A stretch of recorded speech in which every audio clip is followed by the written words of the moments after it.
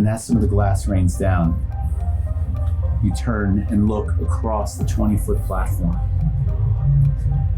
And from one of the arched areas in the background, you see this large shadow come around the corner, and this 5-foot diameter globular sphere, tentacled, with this gigantic eye, comes around the corner and it sees you and floats across the space all of a sudden very quickly into your general area.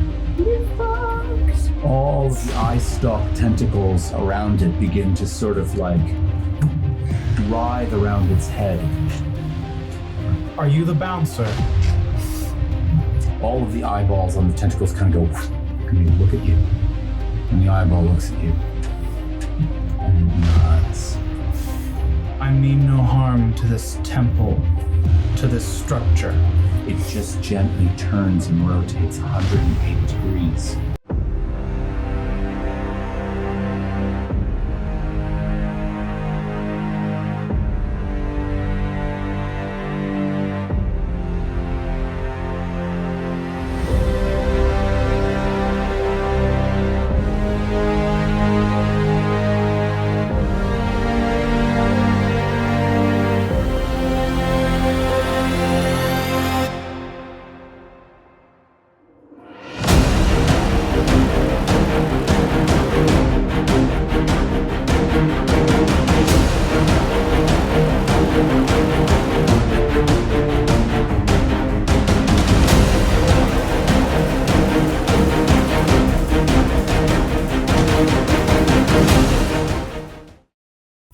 Hey everybody, welcome to Wither and Bloom Studios. I'm Todd, your DM. This is Atania. We're in Emberfell. Are we ready to play D&D tonight?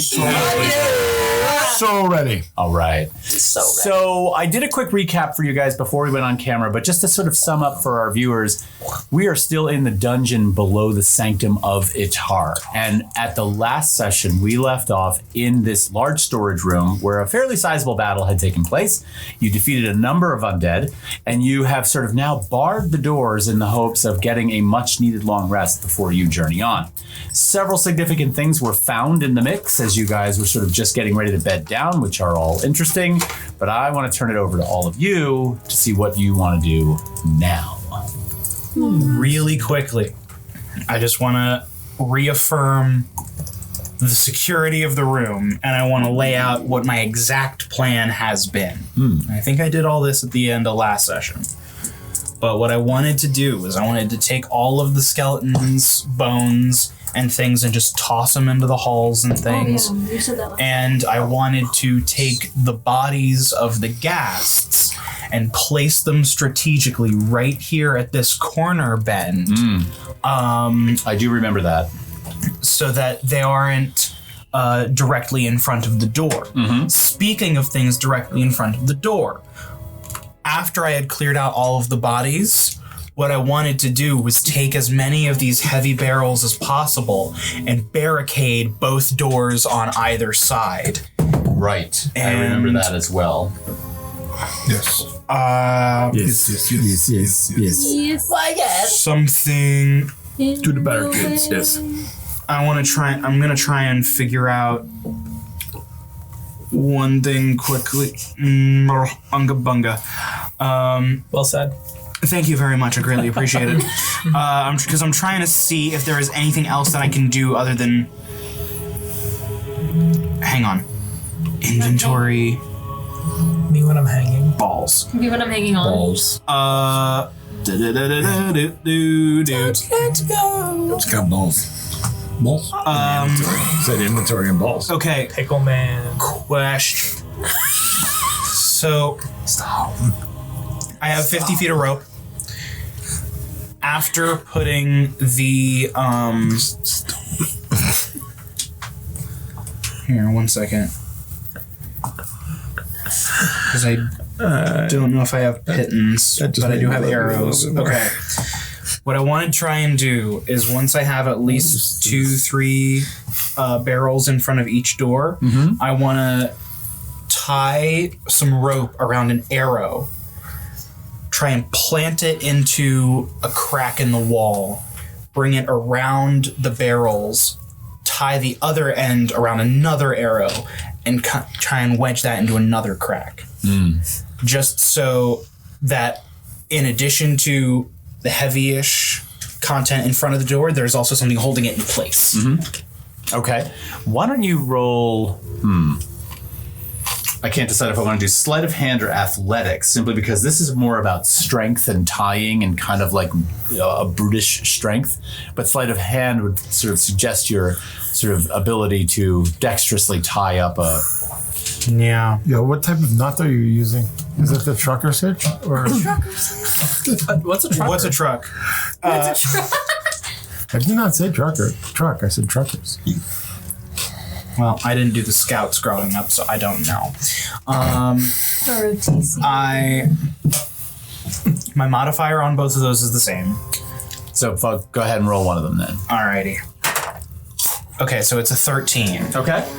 So you feel pretty confident in your ability to sort of secure this room, lodging arrows. I mean, honestly, the dungeon has some age to it. So you're able to find some areas of mortar between stone where you're able to sort of lodge arrows and anchor them pretty nicely. Your arrows are well made. Tying rope off to arrows and creating this whole thing takes a little bit of time, but you are able to I don't think anyone's going to be able to throw this door open and surprise you. Let's put it that way. That's what I wanted. Yeah. Can I do a dude check? A dude? What's a dude check? A dude check, because I understand we left off where I found a painting of a guy, and it was alive like the previous painting. Right. And this dude kind of looked at me like ew, if that's correct. That's sort of correct, yes. Right. I would say that, number one, if we did a history check, it would be more to sort of maybe contextualize the painting or the imagery. I can give you one. Why don't you give me one? But I don't think you recognize this person necessarily.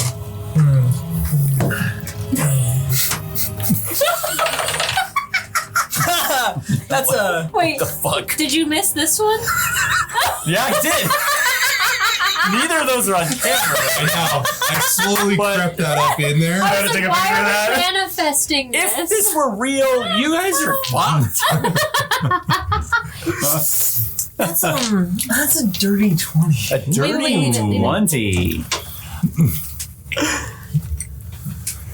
I'm going to say that with a dirty 20, you would know that there is...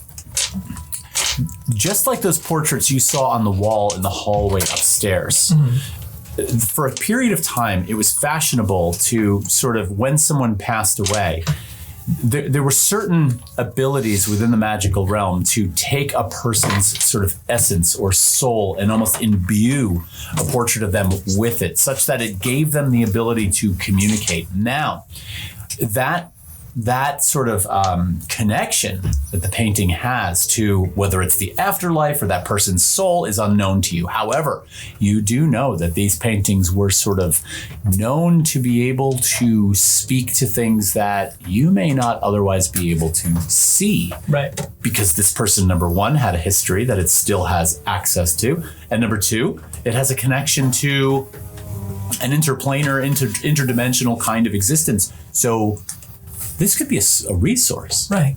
Yeah. I'm gonna ask them, who are you? So I'm gonna say this before you ask that.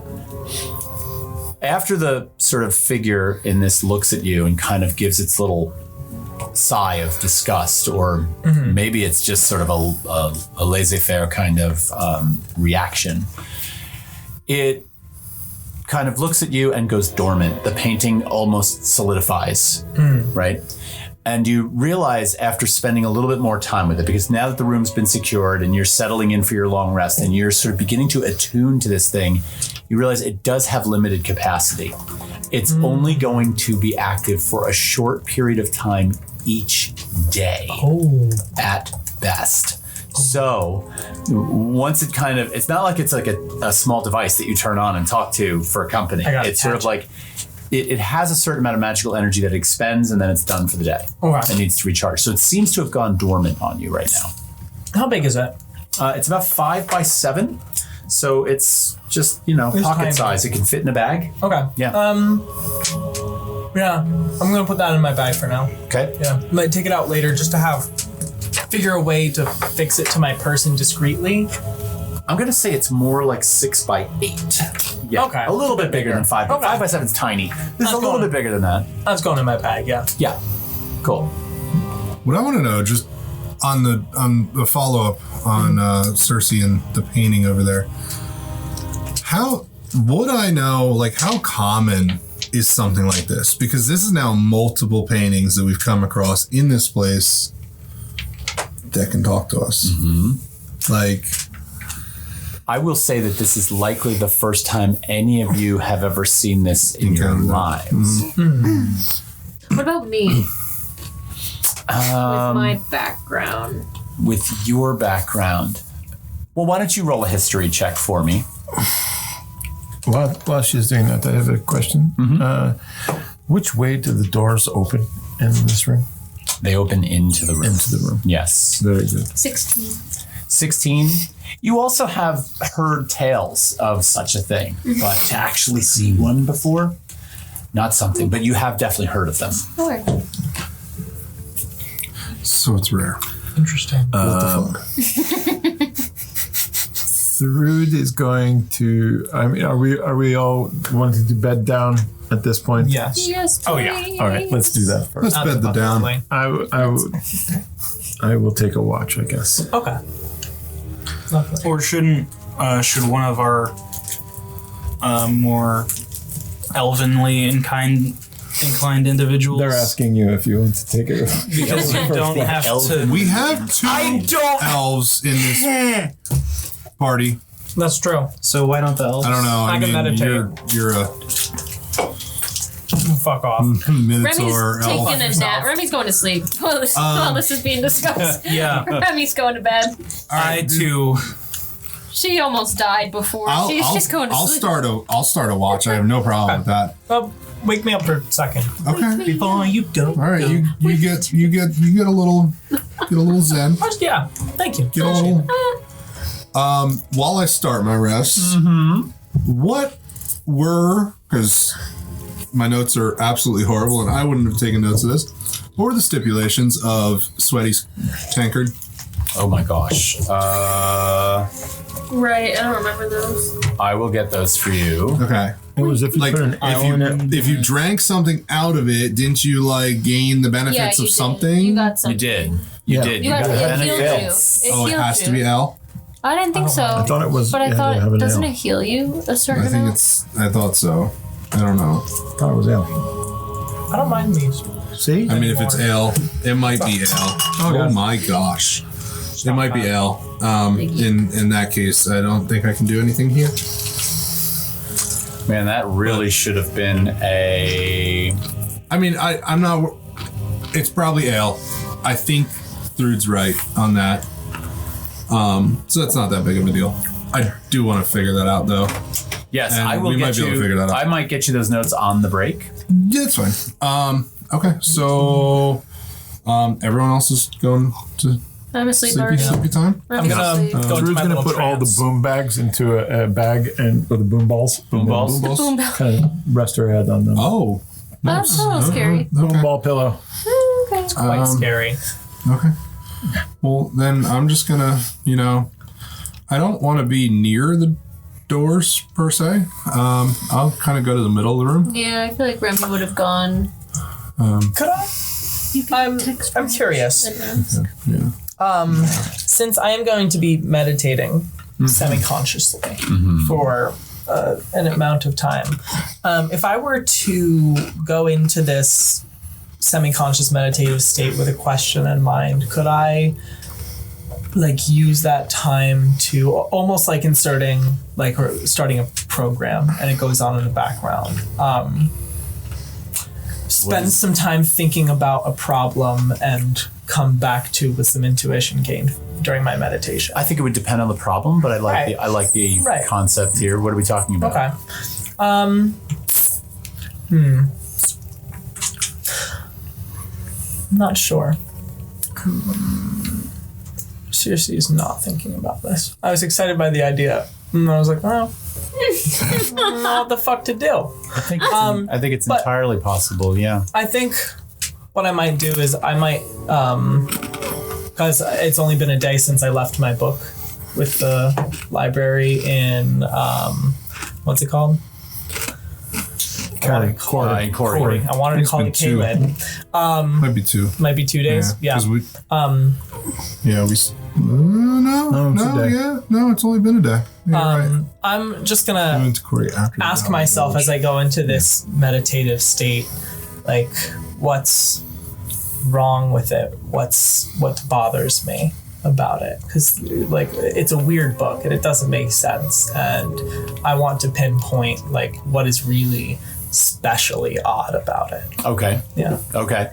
Sure. So you're going to meditate on this before bed. So we'll say like a good hour or two Right. before you begin to go to sleep. Why don't you give me an intelligence check? Right. But this is like, I'm not sleeping because of my ancestry. I can, like, instead of sleeping, I just meditate for 4 hours and I get the benefits of 8 hours. Right. Okay. I understand that. Okay. So an intelligence check. Let's see. You said intelligence? Mm-hmm. Okay. That'll be a 14. A 14? Yeah. Okay.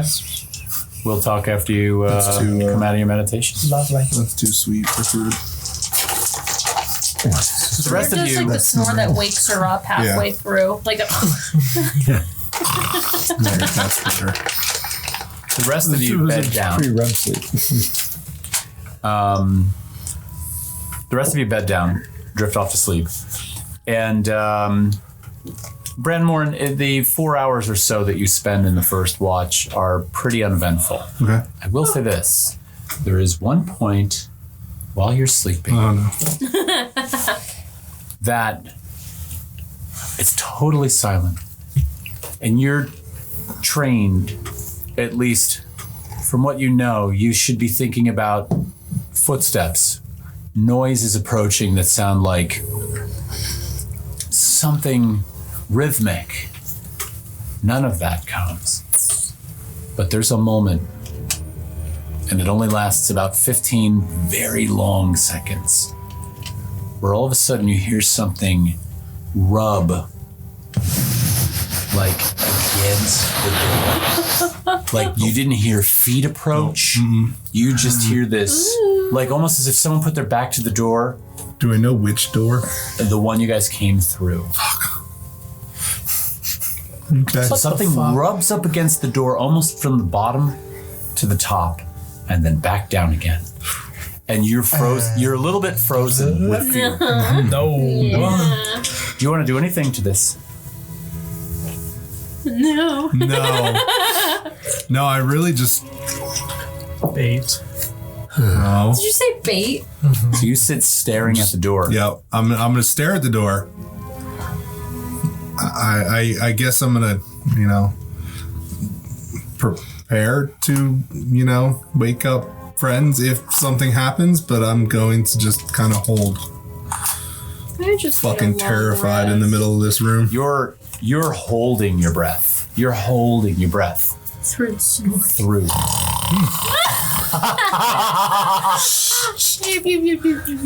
You drift off nicely and are reaping the benefits of this full rest, long rest beautifully.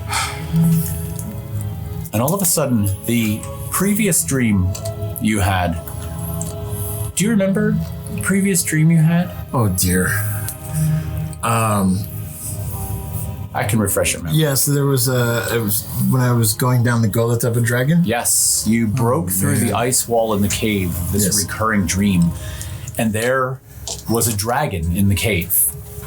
And all at once you ran forward as the dragon reared its head back to sort of, you knew, attack with whatever breath weapon it was about to unleash upon you.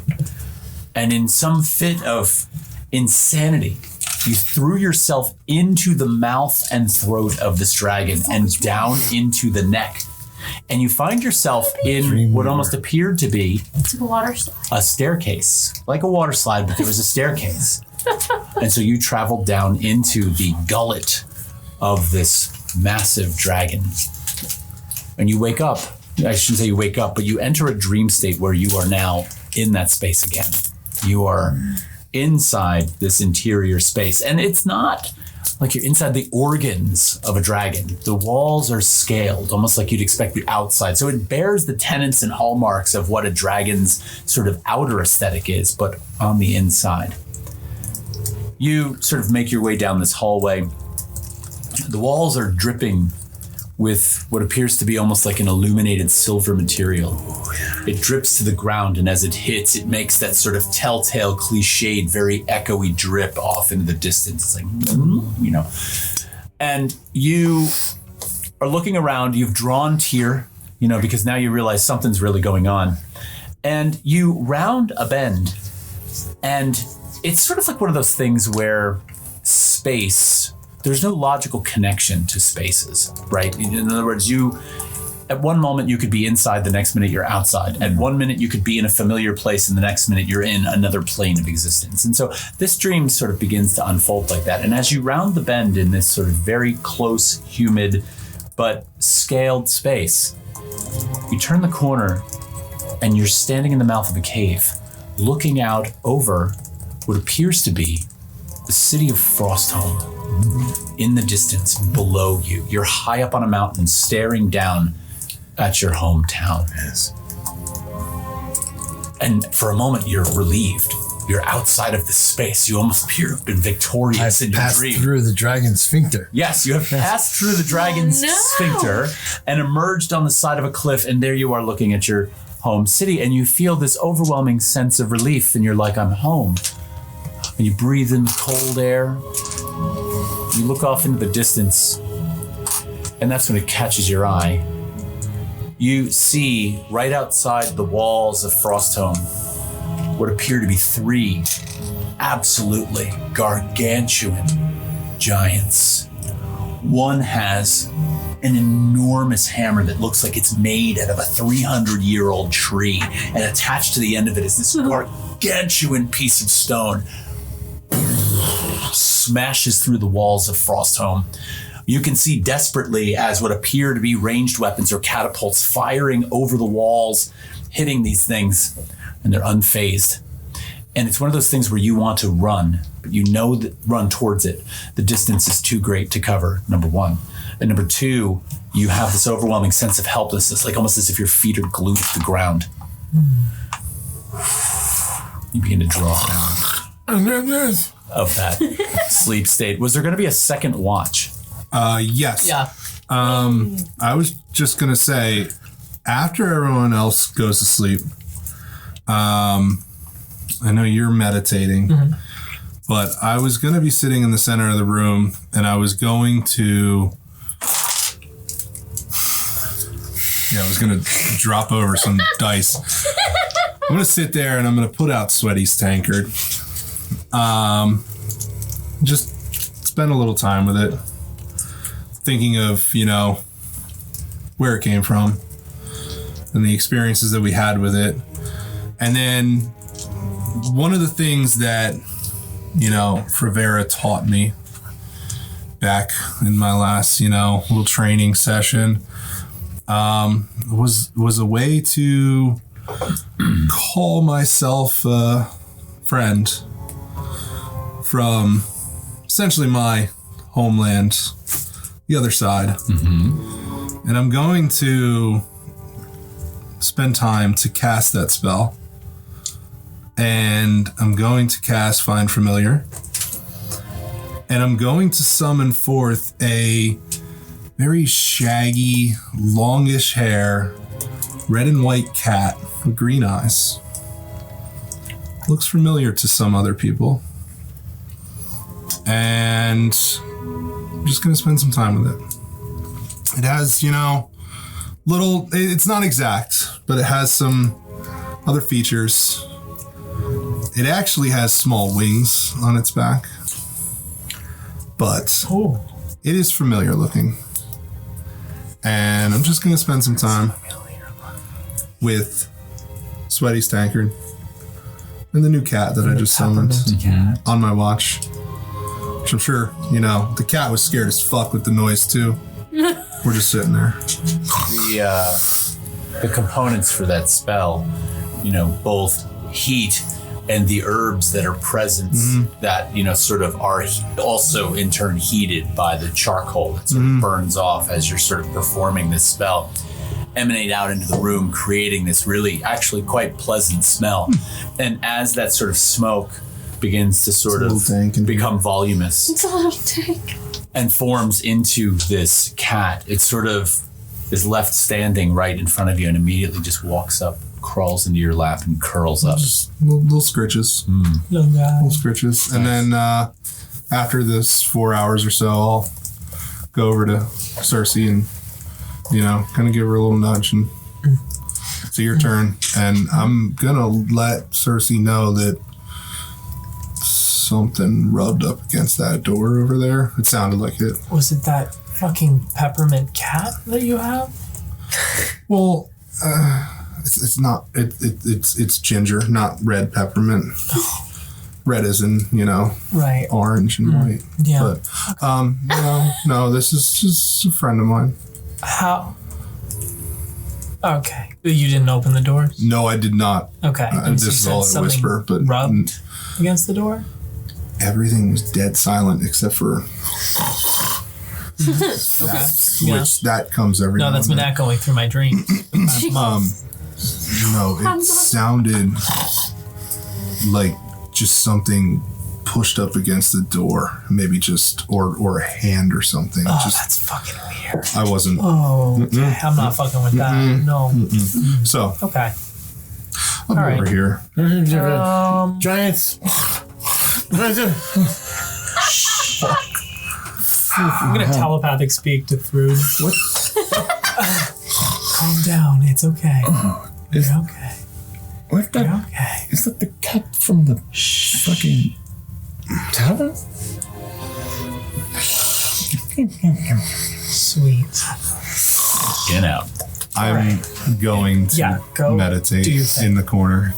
I'm gonna get myself situated. I'm gonna sort of prop myself up against this barrel.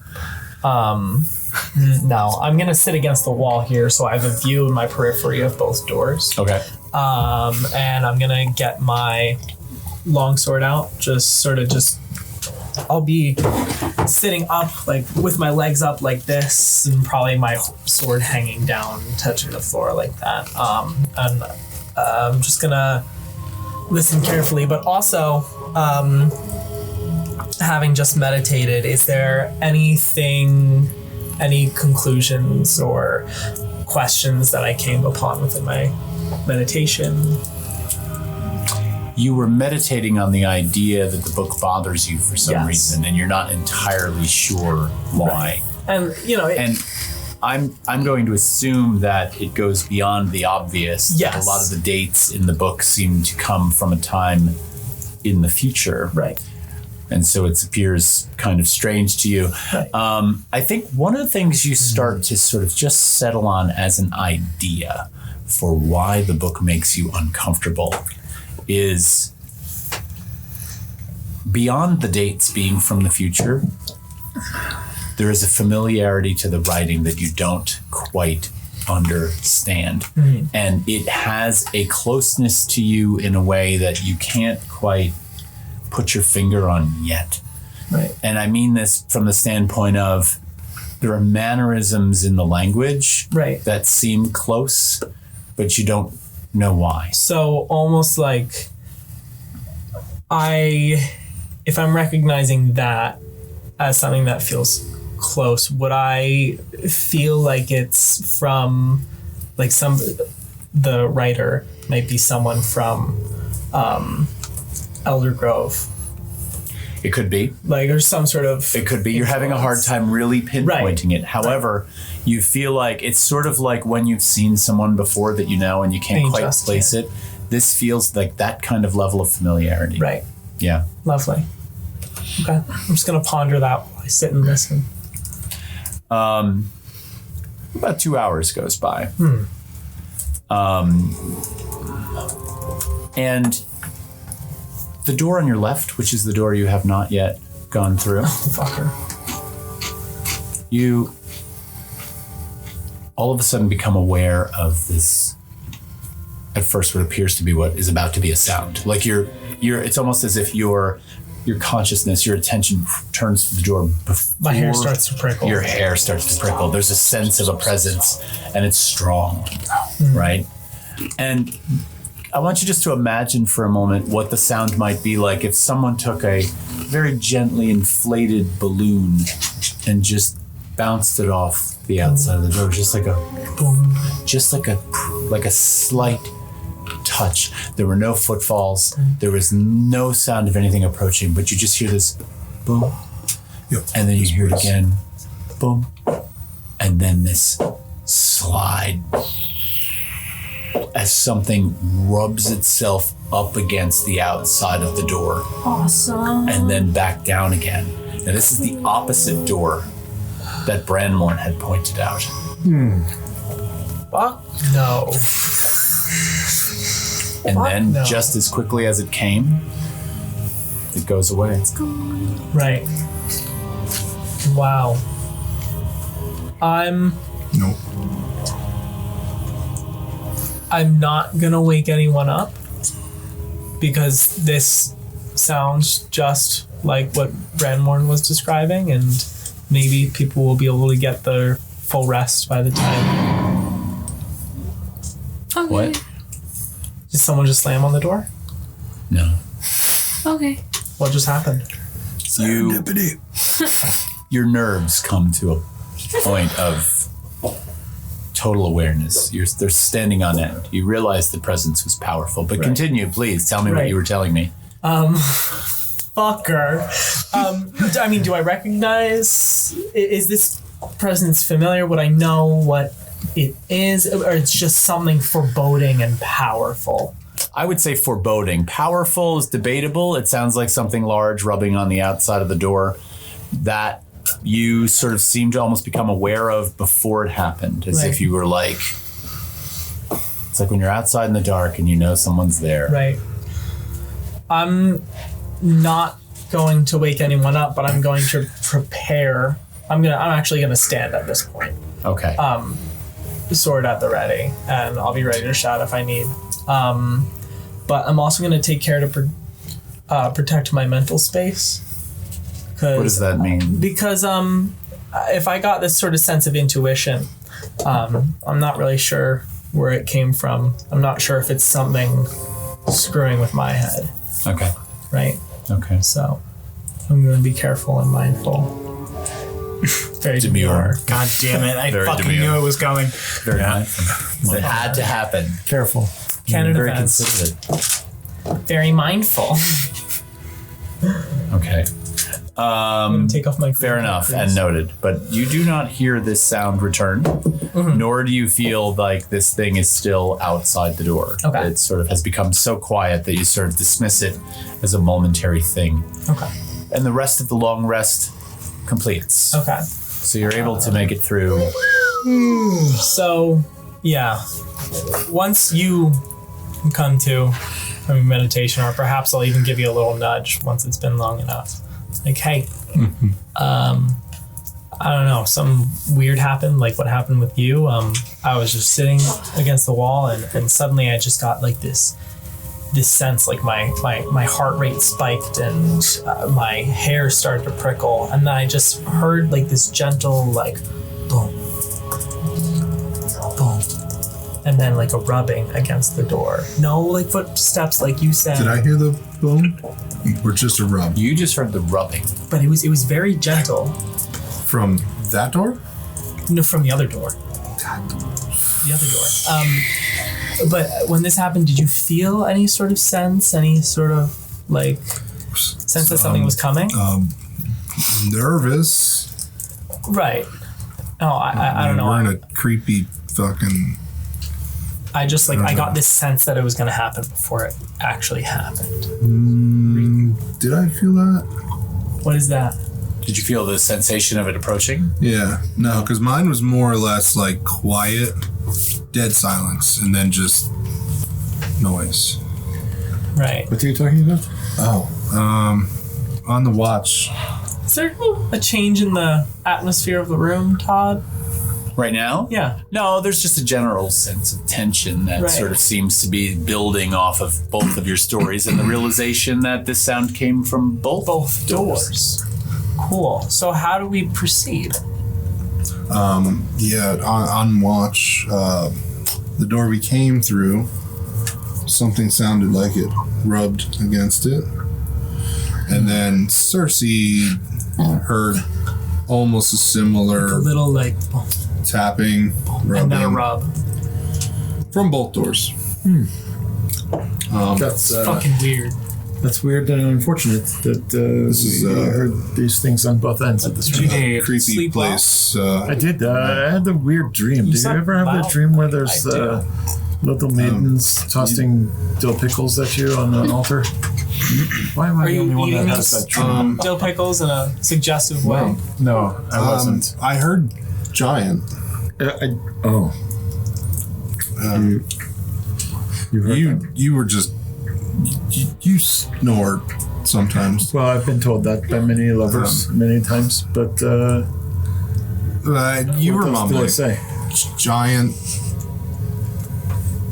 That's odd that you That's heard that's that. anyway, Thyla's gonna remove the this is a giant arrows Well, from the wall Strangely enough, I and dreamt of move the giants. barrels away from the door. We'll Okay. figure that From out. both doors. It's going to take you a little bit of time to do it carefully and quietly. Yeah. But about 10 minutes of shuffling things around and you do manage to get... Thrud is going to help Thyla on the door that we came through, clearing that in. Okay. I'm thinking it might be wise for us to go back to the paintings and perhaps have a little chat to find more about this reason for this altar and this temple. Okay. Well, as we do that, we should be very aware. Mindful. Shut the fuck up. I avoided it.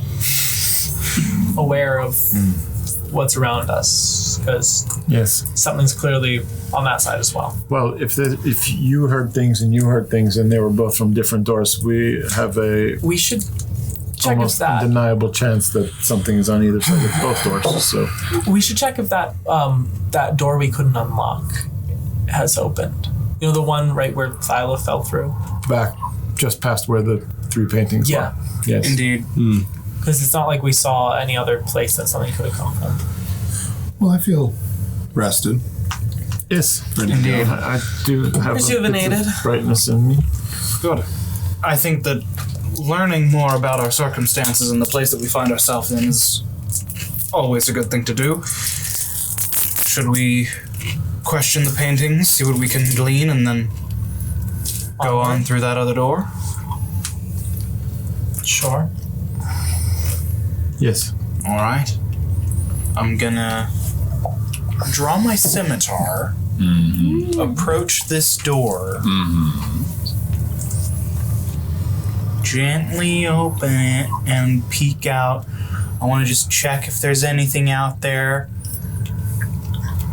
If anything jumps out at me, I'm gonna smack it with my sword. Okay. But I want to try and just kind of open the door a little bit, poke my snout and draconic head through, and just kind of see if there's anything, and then open the rest of the door and go through. As you first open the door and begin to just poke your snout through the door, you're met with the wafting sensation of the recently killed ghasts that you piled in the hallway. A ginger cat walks through the door opening Fuck. Drawn by the Into- smell, That cat's probably a gonna little die. bit. into the hallway. Yeah. Passes right between your legs. You see this orange and white cat pass between your legs. Currently looking through the cat's eyes. Okay. Can I look around the corner and down the hallway? You can. So as you come out and you look down the hallway, it seems clear. Other than the bodies that Thyla piled in the hallway, there doesn't seem to be anything. It's Does empty. it seem like the same amount of bodies? There's a good chunk of them. I mean, it's going to be I hard don't have to... an exact count, but Correct. But it's not like anything significant has disappeared or been added. Are you looking through your kitty? Yeah, my eyes are definitely closed right now, but I would have come out of that, and I would say I think the coast is clear. All right. I'm going to open the door the rest of the way and enter the hallway. Okay. You step Through it follows. You all step into the hallway. You see the cat down at the end of the hallway. Now, as you remember, there's a door at the end of the hallway on the right-hand wall that goes into that. That was the hallway with the paintings. With the paintings, in it. yes. Yeah. Is anybody heading down that far? Through this. I'll follow. I'd think- like to Yeah, check slowly. the hallway for traps if I can. The one that we're in right now, this one, Okay. just in case. You give a decent inspection, a thorough inspection of that hallway, and you had done that once before. Yeah.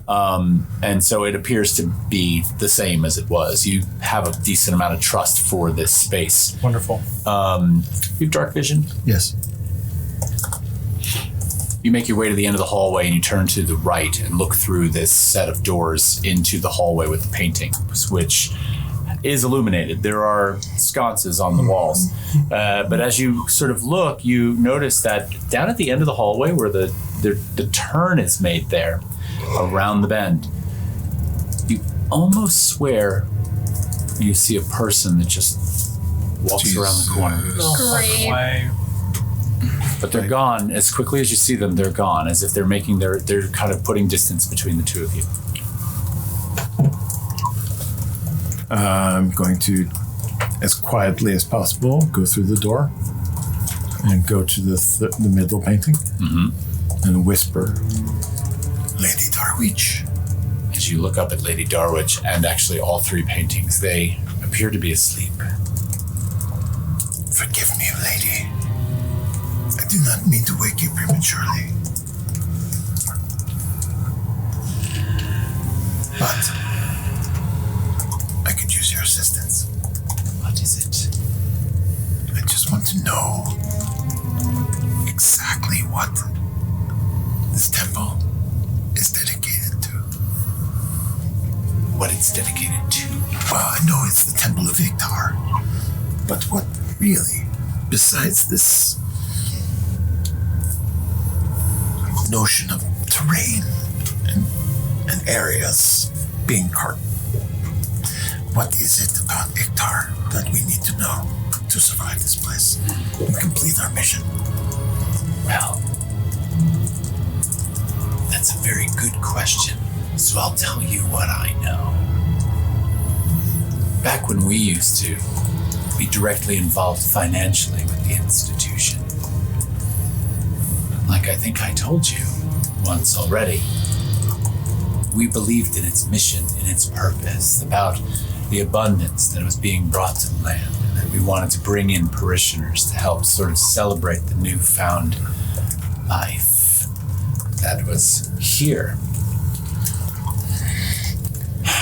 But you also have to understand that sometimes religions are made slowly, carefully, incrementally.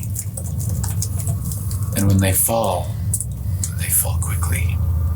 And sometimes that fall invites evil, invites dismay, despair, darkness into the space that once held such beauty and light and hope for people. And so before Iktar fell into darkness, and I'm going to tell you that happened very, very quickly,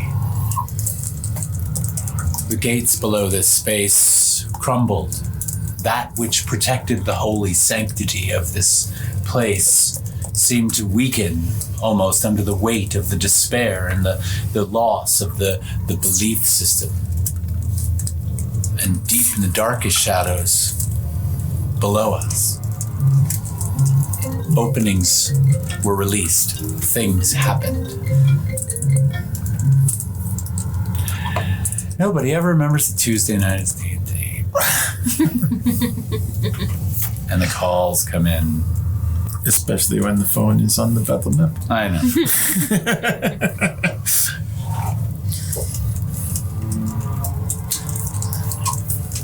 The darkest shadows below. The darkest shadows below.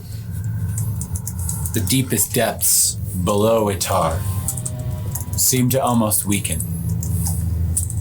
And things that should not have ever been allowed in this space came here.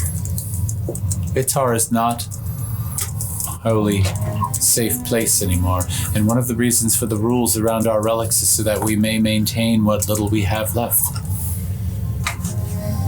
We've managed to stave off what we can. But recently the infiltration of certain parties that seem to have taken up residence in this place have made it less than it once was. What of which certain parties do you speak?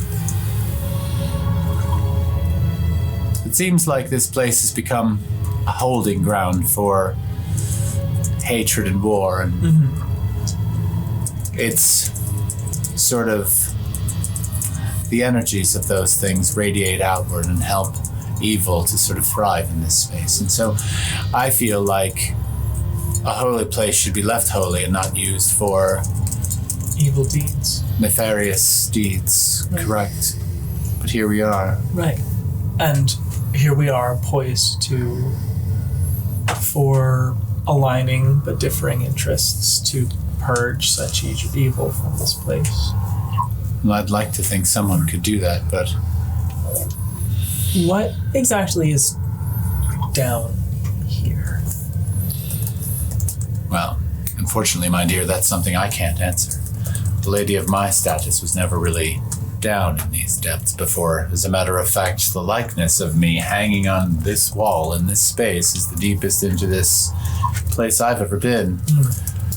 You have to understand that a woman of my sort of station, I wasn't necessarily really interested in the worship itself. I had my fingers in other things. I was busy with other things. Of course. If you wanted my help, it was sort of like, well, how much do you need and when should I deliver it by?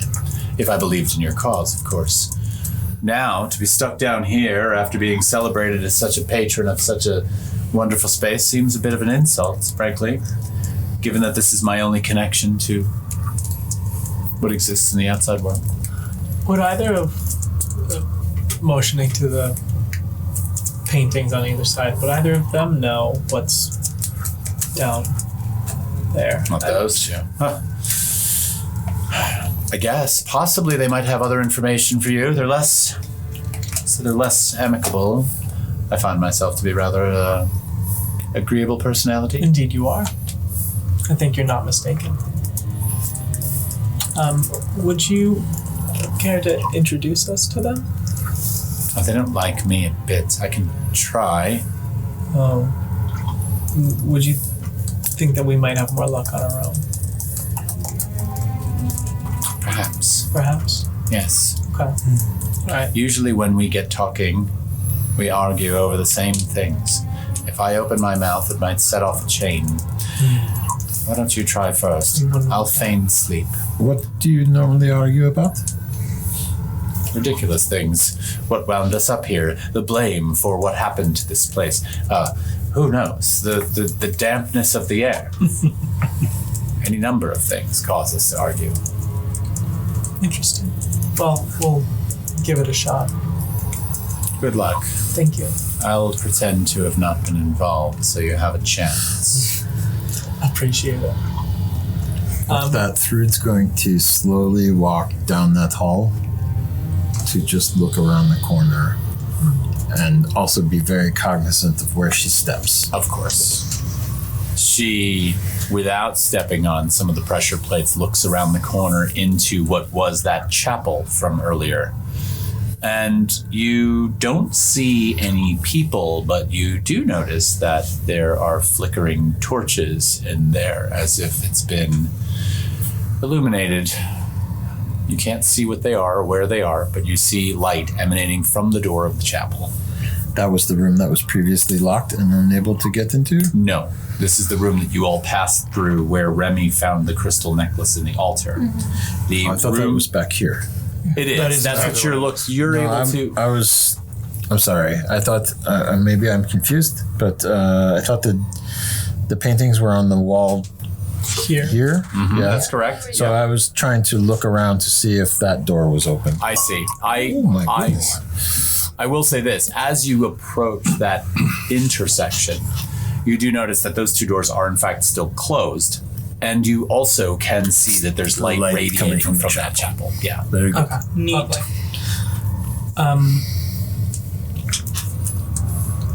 I'm gonna approach the painting to the left. The painting to the left, which is another woman. Another one. Mm-hmm. Lovely. I'm gonna just look up at what does she look like? Does she? The woman in this painting is quite different, actually. In the middle painting, and you all remember Lady Darwich as being a sort of very severe, red hair piled up off of fair skin, a lot of freckles, high collar, the glass eye, of course. And this woman that you spoke to in the middle does have a kind of resemblance to that. The woman to the left appears a little bit more modest, even though she definitely wears the dress of a noblewoman. She does not have the severity. She has a much more sort of soft and what appears to be almost approachable demeanor about her. Her skin is darker in color, actually, and there is a softness to her gaze that almost appears kind of inviting, whereas the other woman sort of gazes down her nose at you. So for someone who seemed really severe and looking down her nose, she seemed to be rather agreeable with you. This woman seems much more approachable. Sort of just gonna approach at a respectable distance and go, "Excuse me, madam." This one's also like eyes closed, head down. Maybe try like knocking on the frame stone, of the painting. on the stone, next On the to stone? it, very, very gently. Okay. Just like a little. Excuse me, madam. And with that, she kind of starts and. Sorry to startle you. I know it's not the usual sort that you see around here. You see, that's actually what we're. Who are you? We're some travelers, adventurers, if you will, just trying to help out. What are you doing in here? Well, we know that there's a lot of evil in this place, and part of our aligning interests is to clear out all of the disgustingness that has seeped into these once sacred walls, as we understand. We were wondering, however, if you might be willing to help us out, give us some insight into what's here, what this place was, what's here currently, and what we might be able to do to What for? What's your business? to clear out this place Clear it out. In what way? of all the evil that has infested these walls. Oh, I don't think you can do that. No? Why not? She kind of like looks around. Are you all there? Yeah. Minus Thrud? Thrud is just past her, so Okay. she's the So Thrud's there. she's the furthest one down the hallway. So Yeah. as Cersei started to talk to her, I might back in into the proximity of that conversation. She's like, 5 of you. Yeah. Gonna clear this place out, eh? We're a pretty capable bunch.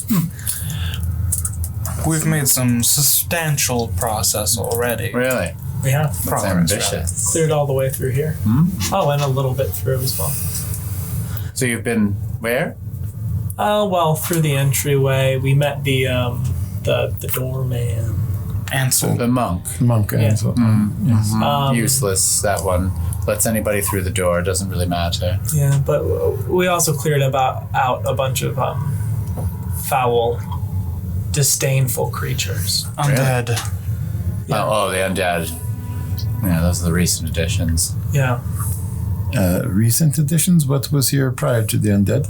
Oh, well, I don't know. How long do you have? It seems like anybody with a sense of need in a space just sort of takes up here whenever they want to.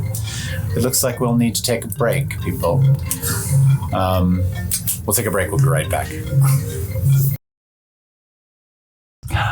And we're back, and we were talking to this painting. Cersei, you were asking the painting a little bit about what was inside. Yes, I was.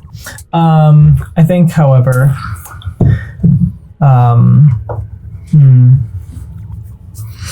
we were sort of trying to establish a little bit of a connection, and she's trying to understand like what the hell we're doing here and who we think we are. But I'll restate to her, we're a fairly capable group. We've been through a lot, killed a lot of really nasty things, and well, we need to clear this place out. And who sent you to do such a thing? There's this organization who has important. an interest, interest in healing the natural world, because, well, recently the natural world has kind of gone to shit. It is going to shit. Just about restoring balance, and they're interested in using this place respectfully as a base of operations, not to disrespect it and keep it riddled with filth like it is now.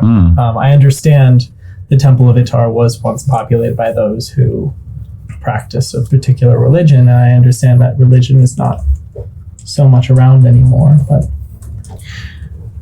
The long and short of it is, Yes, please do get to the short of it. one of the people in this organization went rogue, hence the new arrivals, and we've been dispatched to clean up her mess. yes. If we could have any information about where we are. Am I to gather that this new organization, or this organization in general that you keep very sort of, abstractly mentioning, is already here? No. Rather, the person who brought a majority of these undead abominations into being, a tiefling woman by the name of Lavina, came in here after a particularly violent disagreement with one of our benefactors. Came here and set up shop. The one with the horn? Yes. Well, she seems nice enough. Not really. Are you sure you say you are who you say you are? Yes. Is there anything that is not as nice as her in here? I'll imagine so. Have you ever seen anything from downstairs? I mean, deep down. Yes. No, this is as far down as I've ever been, thankfully. I can't stand it down here as it is. Have you heard tell of anything? Well, not so much, but I see things going by occasionally. Bunch of unsavory creatures every once in a while. That's Yeah. what.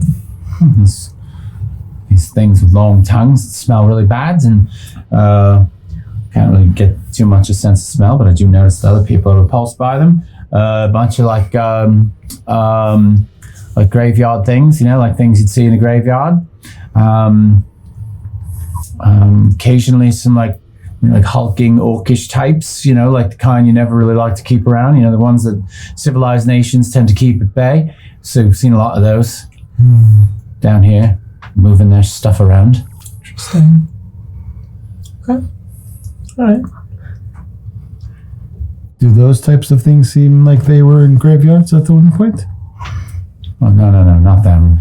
Just the bony fellows. About, yes, them. Yes. Who were you to this place? What's your relation? Oh, I used to be a donor to the church, and I used to worship here. Yes, my family donated lots of money to see the building of the temple. What did you worship for? What did we worship for? Yeah. The bounty of the land, of course. Oh. Which is what we're interested in restoring. Nice. Well, how could you be interested in restoring something you don't know what it is? If you have Not to ask a this painting. place, the bounty of the land. Oh, Have misunderstood me. you want to repair it? Yeah. Has it gone bad? What's it Well, like up there? better in some places and worse in others, and it's the sort of thing that the lack of balance will destroy bounty everywhere. Better in some places, worse in others. You speak in riddles. I don't like the way you talk. You don't really say much. I'm not really sure what to make of you all. Do you know what you're doing? You don't seem like you know what you're doing. I don't really think we know what we're Who doing. is it you work for? Who sent you? Do you know the Velvet Sky? The Velvet Sky. I've actually heard that name before, yes. Yeah. That. In what context? I'm not sure what the context is, but I've heard several people that have been down here mentioning it before as they cart their goods around here like we're nothing more than a commonplace warehouse. That would make sense. Okay. Is this well- supposed organization you work for? Perhaps. Well, the short of it all That was so cryptic. is we need to clear this place out, as it is riddled with filth, and we need any sort of information. Define filth. These undead, unsavory creature types. Well, the way I see it, I think those unsavory, filthy types that you keep talking about seem to be the friends of the very one with the little horn, the one who flits about in here Right. doing her own worship and trying to just kind of be herself. She seems to be their own protection, her only protection from everything else that's down here. So, You said she worships. well, yes. What exactly does she worship? I don't know exactly. I don't exactly get about much. Right. But I see her. She seems to be rather devout, and she seems to be actually, unlike most of the unsavories, she seems to be a bit humble, which your lot isn't. Sorry. Perhaps you could take a lesson from her. Let me guess, you're going to find her and kill her. Is that it? Is she one of the ones you need to take out? Yeah, that's pretty unimaginative. But That's the problem with all of you people that come and adventure and look around for things. You think you know it one way, and other people around you know it another. How should You we never think of bother it to instead? find out which way is which. How should we think about it instead? Oh, you're going to listen to a painting. Sure. You're a I healthy mean, you're lot. here for a reason. You're running around joining organizations that you never know where they are, and all of a sudden you're asking a painting for advice. I think you need to sum things up for yourself a little bit. Don't you think? Druid walks down the hallway back towards the door that they came through. Yeah. Well, at least I can sum up beyond this hallway, and I follow through. Massive waste of time.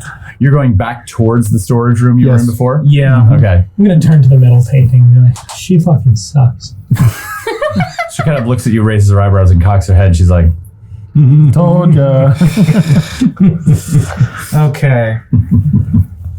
Going back into the room with the barrels. Into the storeroom again. all right. Are we going to press on? I think we should press Yeah. Let's press on. And Thyla's gonna draw their scimitar. Okay. Scimitar drawn. Tears out. Grab the handle of the door. Shall we? Let's do it. I want to check the door for traps. Roll an investigation check for me. Gladly. Oh, baby, baby, baby. Oh, baby. That's going to be a 17. 17. Oh, sweet. You kind of get down low and give this door a really good looking, and you do notice that there is this piece of very, very, very fine silver thread that actually makes its way from the lever mechanism down and through a very, very carefully drilled hole in the door. Something's going on with this one for the first time. There's something in the door. What is this something? There is a very thin string or wire of some kind that attaches to a larger mechanism. Interesting. I wonder. Would something bad happen if I simply cut it? Maybe if you cut it but held onto it to maintain the same amount of tension. So the door opens in, yes? Yes. It's attached to the bottom of the door mechanism, the handle? Is Yes. it like a pull tab? There's a depression tab that drops down, and what Thyla was able to ascertain is that there is a small, fine silver filament that is attached to that, and seems to tension up and through a hole just above that. So when you pull it down, it seems like it's going to Pull out. pull this way. Yes. So anyway, that we either depress the thumb or try to pull the door open, because the door opens into us, Right. it's going to activate. Well, So if I sever that cord, in theory, it activates something on the inside. on the other side, Okay. I'll take the tip of my scimitar and kind of like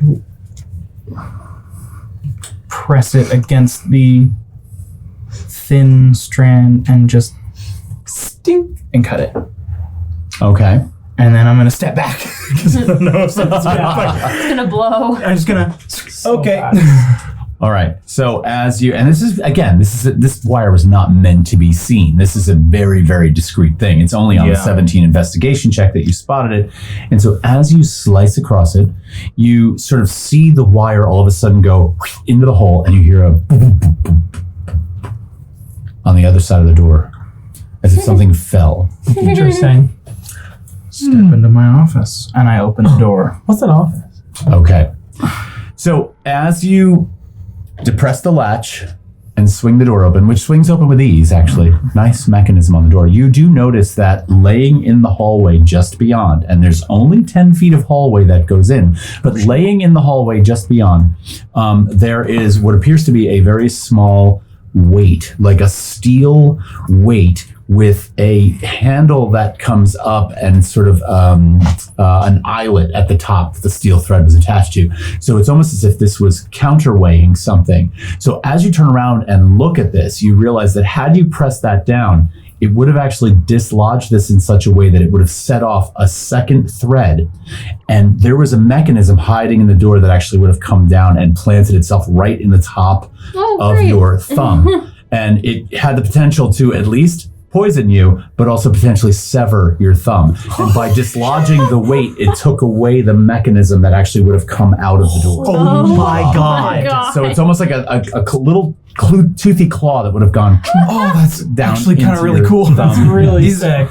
Is there like a claw? It's not a claw. What it is that so right above the depression lever of the door, you notice that there is the wood of the door, right? And then camouflaged into that, almost to look like the banding of the door, there's a piece of metal that's hinged. And so it's disguised. So as it drops down, the hinge opens up and drops this chunk of metal that would have come down into the thumb. And so that would have either done damage or poison or bolt, depending on how you rolled for saving throw. Bye bye thumb. Fucking Or wild. potentially bye thumb. Yeah. Oh my god. But now all there is this weight on the other side of the door laying there with a little bit of silver filament that's attached to it. Wonderful. Yeah. All right. Is this? So you said there's a short hallway. So as you open the door and you're done looking at this whole mechanism, you notice that 10 feet into this hallway, there is a flight of steps that goes down. And there is a slight breeze blowing up the stairs with the dampened air of what appears to be the second level of this dungeon below you. Wonderful. Is there light in this space? No, it is dark. Then I'm gonna I'm gonna let someone with dark vision take the lead. Through a step up front. Okay, through. You going down the stairs? I'm going to start taking a couple of steps down the stairs. Are you coming with me? As you can see, I'll be there. I'll be there.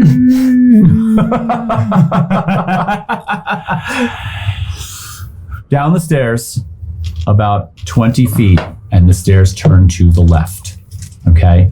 Another 20 feet of, and I'm not talking about 20 feet of depth, I'm talking 20 feet of travel space as they drop down.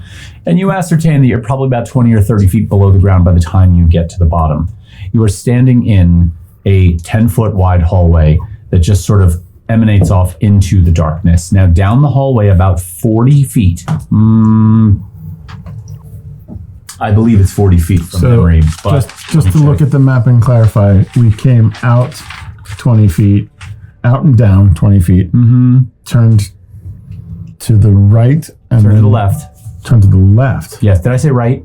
No, yeah, turning to the left brings us back underneath.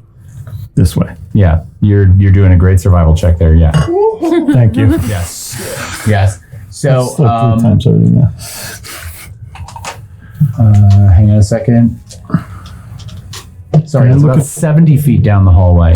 You can see a little bit of light cascading down from the ceiling. And then if I look at the ceiling and do any kind of investigation or perception check, does it look like there are openings in the ceiling? That far down, 70 feet away, it's hard to tell from this point, but are you going to continue down the hallway? Sure. Is it just a long hallway? Currently, it's just a long hallway. So as you sort of make your way down that hallway, you do notice that there is an opening in the ceiling, and you can look straight up into what potentially was that hallway that you were under before. So you now are directly below that. This hallway. Yes. Yeah, the pits that we had to jump on. Correct. Yep. Right. We'd love to see it. So under the altar. Yeah. The hallway continues on. It is featureless. It is dark, and it is, rather, I think, a little bit disconcerting because, you're used to a situation like this where you're sort of met with challenges. You're met with things like doors, obstacles, whatever the case may be. This is just a dark, 10-foot wide, featureless hallway with ceilings that are about 8 feet high. So not as high as they were upstairs. Now you're a little bit more compressed, and you're moving off into the darkness. You travel close to about, I'm going to say,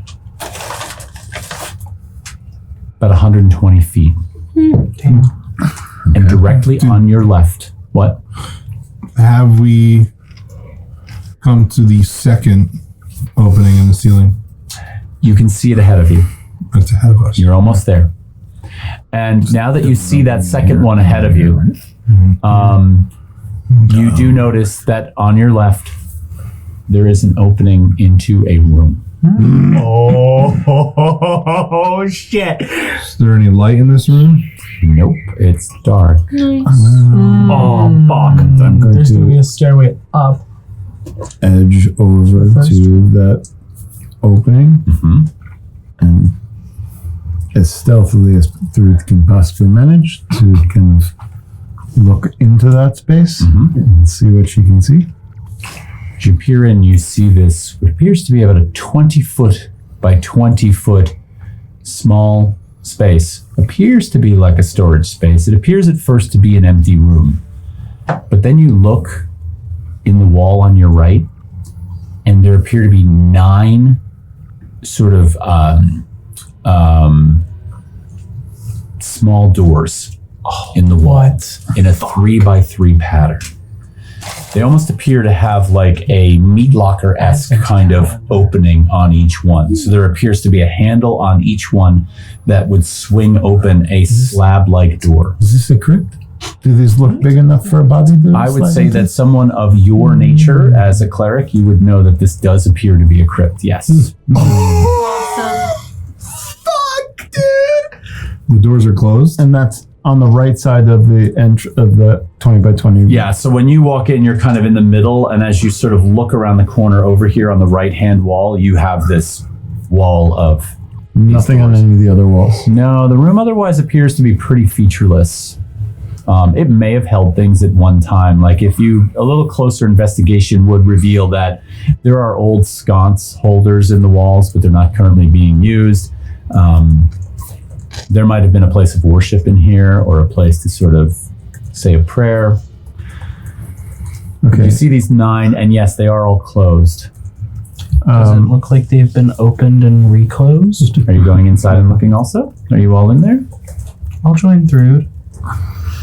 Before we do that, Thrud would like to go to the other side of that opening and peer down the hallway again in the same direction that we had been traveling. I just want to see if there's anything else down that way. Yeah. As you look down that hallway, you do notice that there is a door at the end point of that hallway. I'm going to say you can sort of see the light filtering down from the ceiling at that point. And past that point by about 20 feet, there's a door. Okay. Is there anything coming up behind us? Perception check. Yeah. Because that thing's apparently fucking silent. Are you bringing up the rear? I wouldn't say bring it up the rear. I think I'd be sandwiched second to last. Question. I need my... Does it still smell like sulfur? Down here, not so much. No. Okay, I'm lighting a torch. lovely. Okay. So you said perception. Mm-hmm. That is a dirty 20. Dirty 20. Yeah. You don't see anything, and Lovely. you're able to kind of like see a distance. You all of a sudden see Thyla's torch light up, which sort of throws some light all around. Doesn't appear to be anything right now. I'm gonna look towards Bran. Say, let's just keep our eyes peeled on our rear, because you know that thing's fucking silent apparently. So. All right, I'm going to go look into these doors a little bit more. Okay. I'll be right there, Yeah, I wanna scimitar be up drawn. towards there. Okay. I'll be hanging back. If anything jumps out, I'm gonna hold an action to swat it with my scimitar. Just want it. All right. I will So for the be like near through. We're like Scooby Dooing this shit, zoinks. and I will hit anything that jumps out. What do I do? Now, for the sake of just the visuals that you have here, it's a 3x3 grid of these doors. Take the upper leftmost one, we'll call that 1, and then across that row, 2, 3, back to 4, almost like a telephone pad grid. So 1, 2, 3, 4, 5, 6, 7, 8, 9. Okay. 5 being the middle of that grid. You can choose whatever you want to open. They're all within your grasp. You're going to open them. Well, do you guys want to look and investigate these, or do we want to continue to press on to the other door at the far end? I don't really care one way or the other, but this is curious to me. There's no like labels on them. No, that's a I'm good only question. afraid. Actually, the slabs are really quite plain on the If front, this is almost as if it defiling. was intentionally left very That sort is a of good point. Were there any that look like they may have been don't know. opened? Why don't you give me an investigation check as you sort of check that out? No. No? 9. 9? It doesn't take much as you look to kind of like see that they've all been shut for a very, very long time. If there were subtle hints, 9's not going to get that for you. Yeah, I figured. I don't want to touch Birds these. blocking me. You don't want to touch this? No. No? If they are potential crypts, sarcophagi, maybe this is something that would be considered sacrilegious for us to open up and to break any kind of seals. So Indeed. I'm going to continue to walk down the hallway towards the door. Nothing else in this room? Yeah, I was about to ask.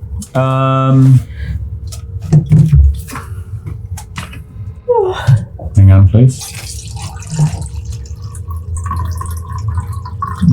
The hydrating trickle. Other than those doors, without looking inside there, I've got nothing else in my description.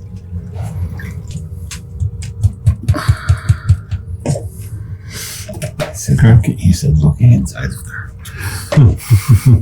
As we walk, I'm holding up the rear. I'm gonna keep checking behind every 10 seconds. So you've all left the room. I think we have, right? I'm leaving the room, going down the hallway. I'm following. Okay.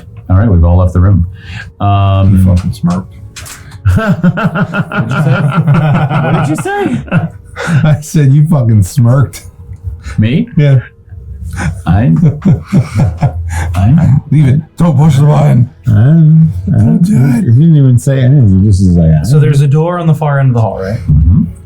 Is there anything else in between us and the door? Other than the ceiling being open through to that one light shaft that pours down, no. Okay. Should we push onto the door? sure. Push on to the door. Yes. Let's check that door. I'm gonna check the door for traps. Okay. Why don't you go ahead and roll an investigation check for me? No. That good, huh? I'll give you a hint. I can count it on a single hand. Awesome. Yeah, rip that A door. 4? Yeah. Well, this door is different from the one that you just investigated, so this might be partially the reason for the low roll, but you seem pretty confident that this door is similar to the others upstairs, a more simplistic construction without any kind of trap. Lovely. Should we? All right, I'm going to try the door. Lovely. Okay. Shit. I'm so scared. Do it. Slowly. Do it. You grab a hold of the sort of latch mechanism Thumb and saw. you depress it. Give me dexterity saving throw. Motherfucker! Womp womp. Please don't lose a hand. Third. 19. A 9. You're lucky. I'll say.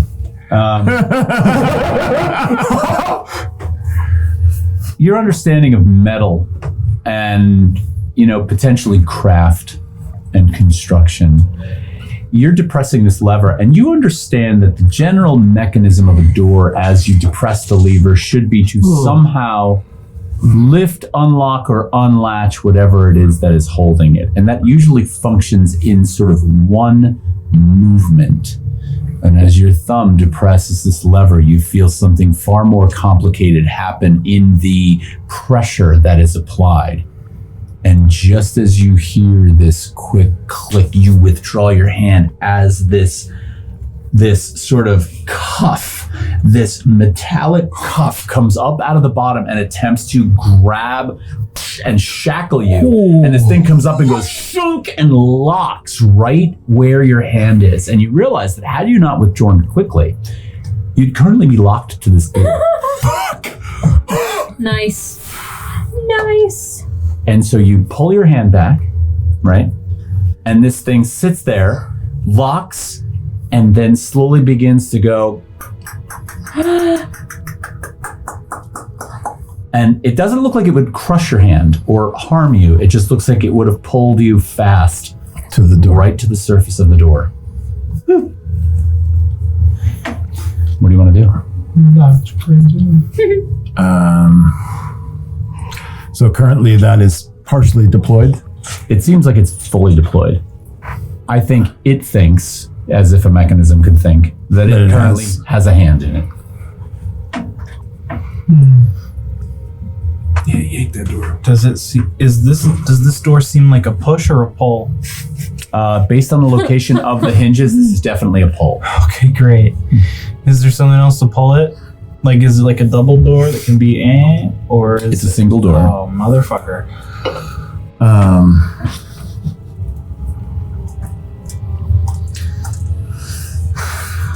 Trude's going to take the handle of Tyr, and try to hook the door open slowly. Mm-hmm. Because I don't know what's behind it. And without getting stuck in that hand, but utilizing that to try to pry the door open. Well, it doesn't look as if you can get stuck inside of this now. Whatever spring-loaded mechanism came out to grab you has come out. But you did withdraw your hand so quickly that you were not able to unlatch the door. So by putting Tyr in the door handle and you pull on it, you realize that the door is still latched.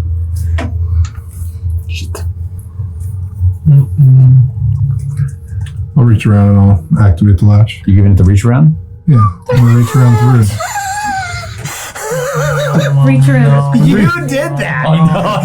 You just came flying out. No. I'm reaching around through it and I'm gonna activate the latch. Okay. As you reach around and put your hand on the latch, you realize now the door's locked. I have a lockpicking kit. So you quickly start, as you sort of like look at this situation, the mechanism that would have grabbed the hand pulled the hand down so that it wouldn't be able to grab a hold of the latch in its position, right? So it's got it in such a way that you wouldn't have been able to grab it. But I think as a safety mechanism, it has now locked. I have a lockpicking kit. Okay. Well, you're welcome to try and work on it. I would love to, actually. Let's use this die. So, Oh, That was wow. scary. So that's a natural 20 Okay. for a total of 24 trying to crack this thing open. Very nice. Sweet. That was scary. You're absolutely determined, given all of the mechanisms that are in this thing.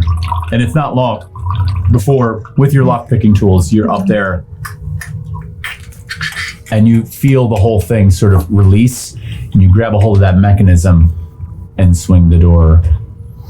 I won't say you swing the door, but you know that you could swing the door. I'll leave it there. Nice job. Thank you. Good shit. Thank you. Good shit. Let's hope we don't shit the bed. Shall we continue? Onward. Sure. You open the door. I'm going to open the door. And you reveal a 30 by 60 foot room that has very few features in it. But let's talk about it.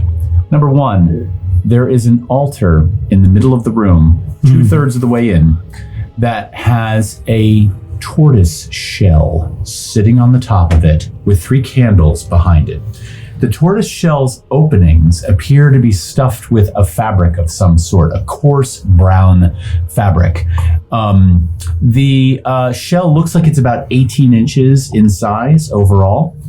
The altar does have 3 black candles and what appears to be a metal censer of some sort, a metal ball with a vented top on it. No smoke is currently coming out, and the candles are currently not lit, but there are sconces in the room that are lit. So the room does have an immediate sense of light as you open the door.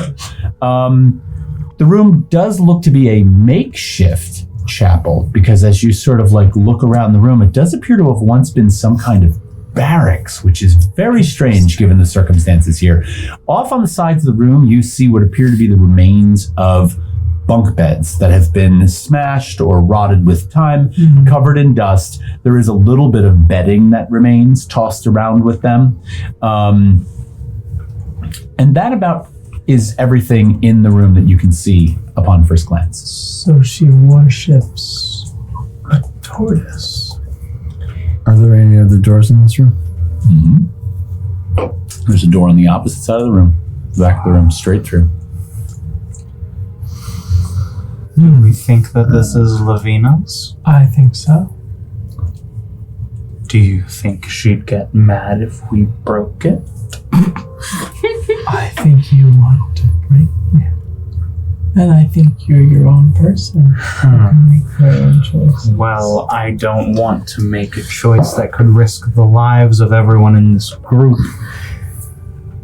The thing is that we came here to fight Lavina. If we can bait her out into the open by destroying something she holds dear, maybe we play on our terms. Okay.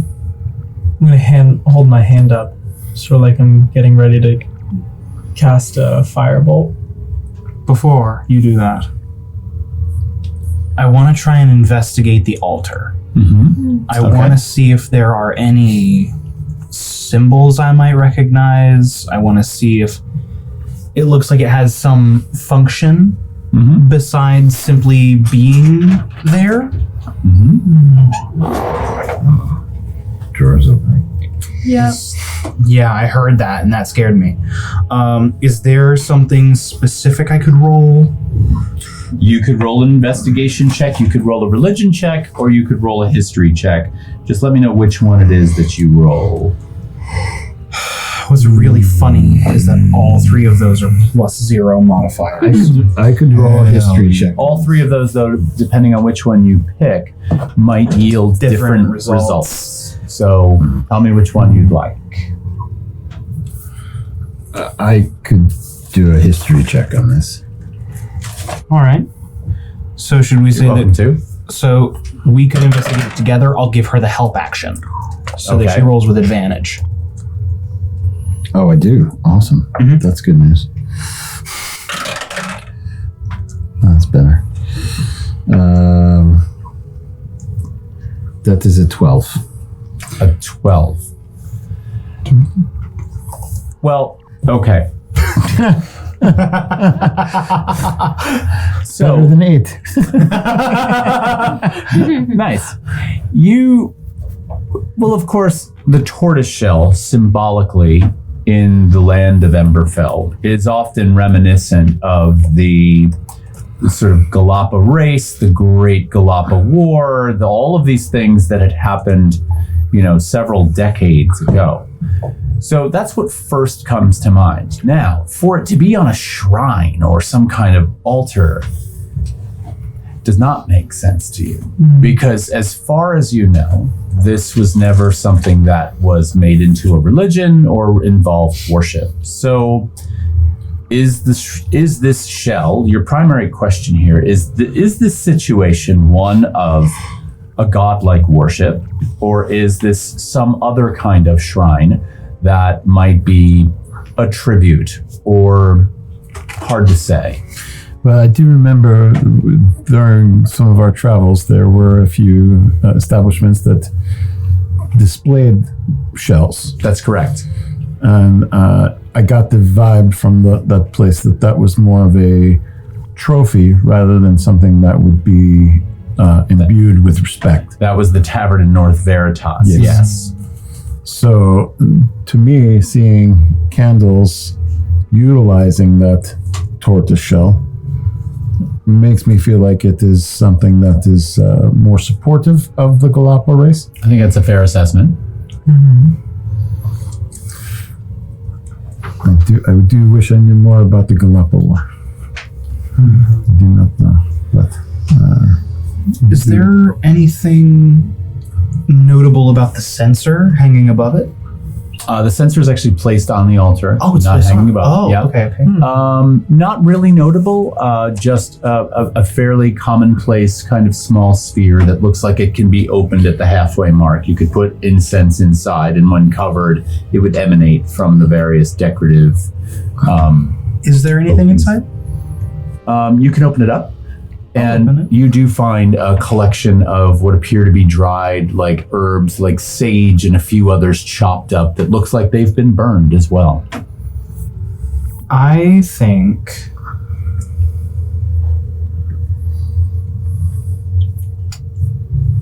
so. I have a bundle of pectolis leaves. I don't know if I should fuck with the censer or not. I don't know.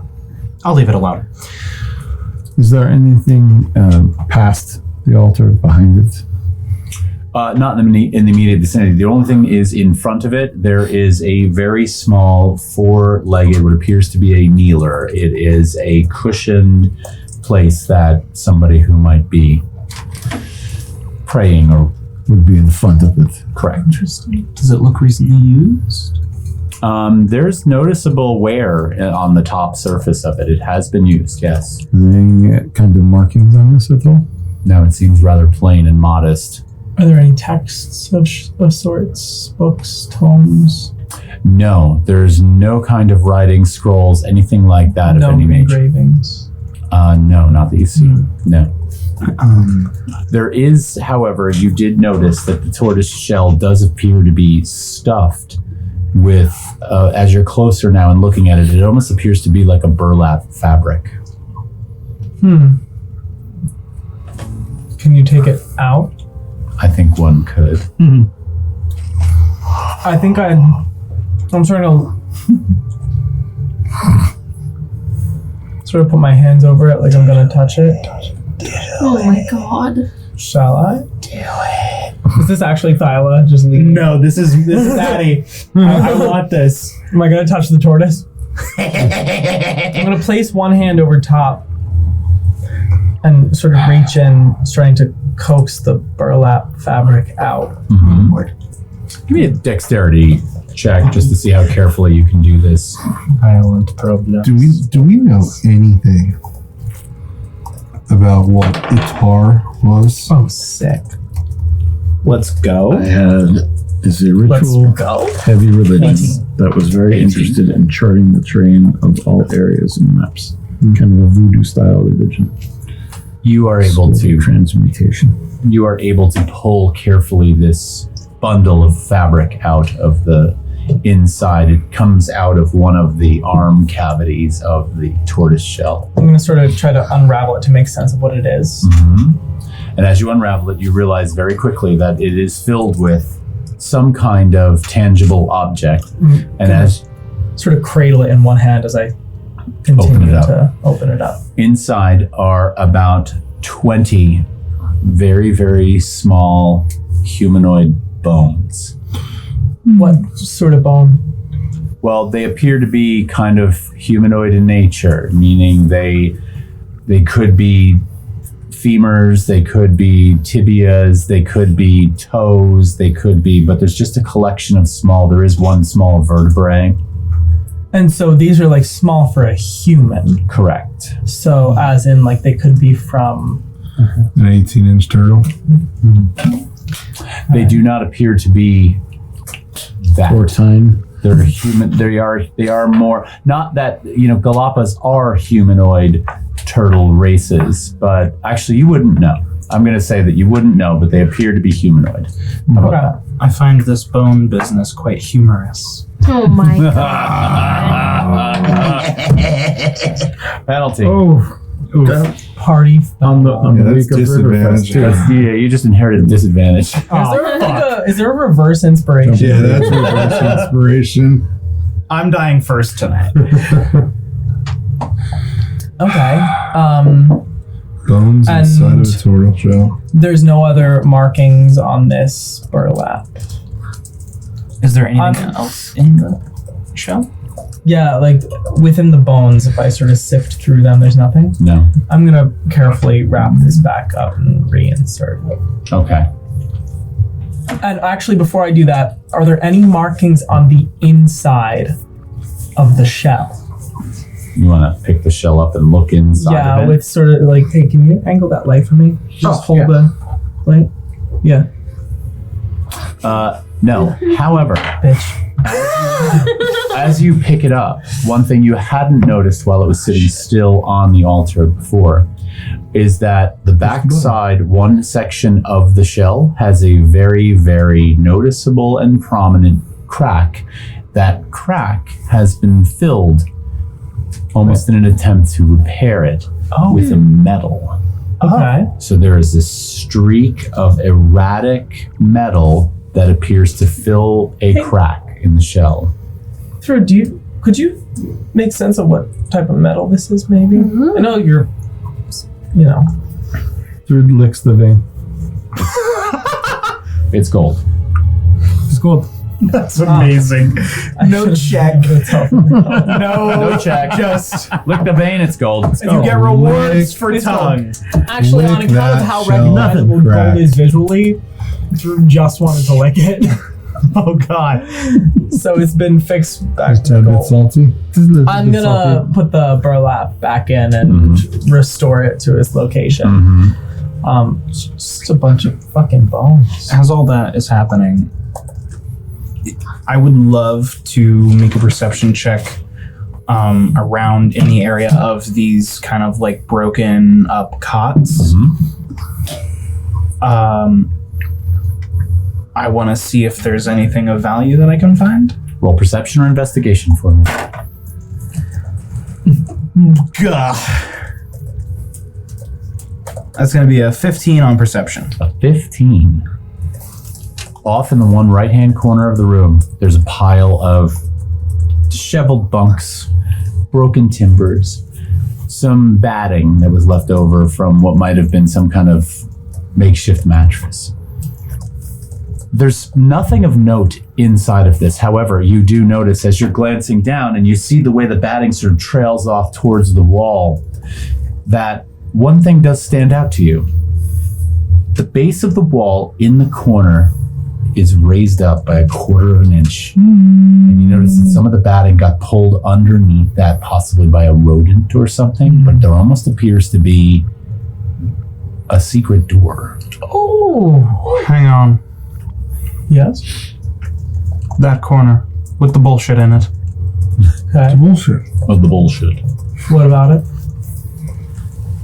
There's an opening in the wall.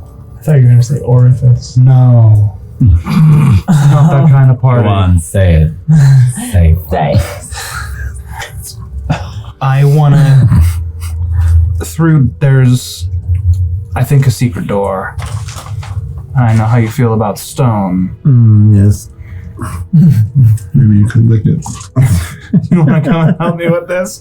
And I'm going to try and like clear out some of that batting. Mm-hmm. I want to try and find the extent of this opening. I want to try and find like just how big this secret door is. Well, knowing that you've now spotted it and knowing that you have this inkling that something's there, and as you begin to pull the batting out from under the door and some of the dust comes out with it, you feel about for a bit over in this corner section, and it doesn't take long before you find the concealed pocket behind the stone. And as you depress it, you see the whole door just kind of like, and it opens slightly. Oh shit. And so you're able to actually put your fingers just inside the stone where there are two hand grips, and you pull it back and open, and there before you is this 8-foot deep by almost 20-foot long not miniature, but narrow corridor. Interesting. And as you poke your head inside, you see that it is just filled with weapons. It's an ancient armory, and it is so thick and strewn with dust, you are probably the first person to find this secret door in 5 centuries. Wow. It is just caked with dust. You can even see on the floor as you open the door the spot where the batting you pulled in, and there's several mice and rats nests on the floor as they got pulled apart, and the dust came with them. Damn. Inside. Oh. Are you going to go in and take a look? Yeah. There's quite a collection in here, but they are old. And they seem more for military action or a kind of defensive reaction to something. Yeah. But you find 10 pikes, 22 short swords, 3 small war hammers. You see a bunch of militia grade bows, probably about 12 of them. All of the strings on these bows have deteriorated and rotted away. Yeah. The bows are made in a much more sort of utilitarian and simplistic way, although they don't seem to be junk. You do find 3 crossbows and boxes of bolts for the crossbows laid on a shelf. Everything is covered in a 1/4-inch thick layer of dust and cobwebs. Damn. That's crazy. That's nuts. Indeed. This has all been here for a very long time. I can't imagine much of it would be of any use to us. The corridor just ends. Yeah, it seems more of like a ready room where somebody would have armed themselves before going somewhere. Indeed. Interesting. Very interesting. I would wager that this qualifies as part of the Sanctum's ancient history and shouldn't be disturbed. Let me just pose that an armory being so deep in a temple is weird. Like if something's attacking you, you might want your armory closer to like, I don't know, maybe at least a midpoint. This is like deep, like insert anatomical thing deep. Maybe maybe it's something below. Wow. We've only come down. Maybe there's something below. We're talking about mystical things, like some sort of door to elsewhere. Or it could also be a fallback point. If the temple is lost and the crypt is the last resort, it would make sense having the most weapons. The last place where you would be. This is also a barracks as well. Indeed. But I don't know. But that being said, it's kind of really weird. Weird or no, look at the other door. It's not for us. You gonna investigate it, or are you just gonna? No, I'm gonna investigate it this time. Okay. Wise. I'm gonna exit the armory. Send it. You exit the armory to see through over at the next door, sort of very carefully inspecting the mechanism to open this door. Yes. That's not very going. There doesn't see much of anything. Well, I will say that it's a relatively simplistic mechanism in this case, genuinely. It doesn't seem like the others, but you're not really able to ascertain whether there's something hiding in this one. Anybody else want to take a look at this? Okay. Just take a check behind us. Yeah. Actually, to make sure we're not being followed. Yeah, go ahead and make a perception check for me. Oh, sweet. I'll check the door for traps. Okay. Make a check for me. 22 on a 18. Okay. Another natural 20. Another natural 20. All right, so let me get to Cersei's perception of the hallway. And as you sort of gaze down through this sort of makeshift chapel, past the tortoise shell, down the hallway, and all the way down as far as you can see, it is dark. Like, you don't have dark, you do have dark vision. But you're only able to see about 60 feet, if I'm not mistaken. Can I inch up? Yeah. Huh? Can I inch up maintaining my... Because I'd assume I'm further back in the room. You are, and you could get to the front edge of the room and gaze down the hallway. It appears to be, as far as you can see, uninhabited. Okay. It's quiet, and it's spookily quiet. It is like unnervingly quiet. Was it as quiet before? Yes. Okay. That's all. This lock is not only unlocked, but it is untrapped. We can go through if we'd like. No traps. Rude opens the door. Very gently. Will you add more words to that the longer I stare at you? Very gently. Very gently. Also I'm like very this, I'm like, carefully. Very and gently, so carefully, very mindfully, tenderly, with much foreplay. Very demure. You love it, love it. Oh my god. I picked the wrong time to try and take a drink. I say if you love it, lube it. He's been saying I don't that want for things years. to creak. Don't forget to change your pressure I've and been tempo saying that for radically. years. So the door. You slowly pull the door open and That I glance paid for you? inside. You immediately notice that number one, this room is illuminated. Okay, so light pours out of the room. It's not brightly illuminated, but it's sort of gently, warm light emanates from soft, warm light.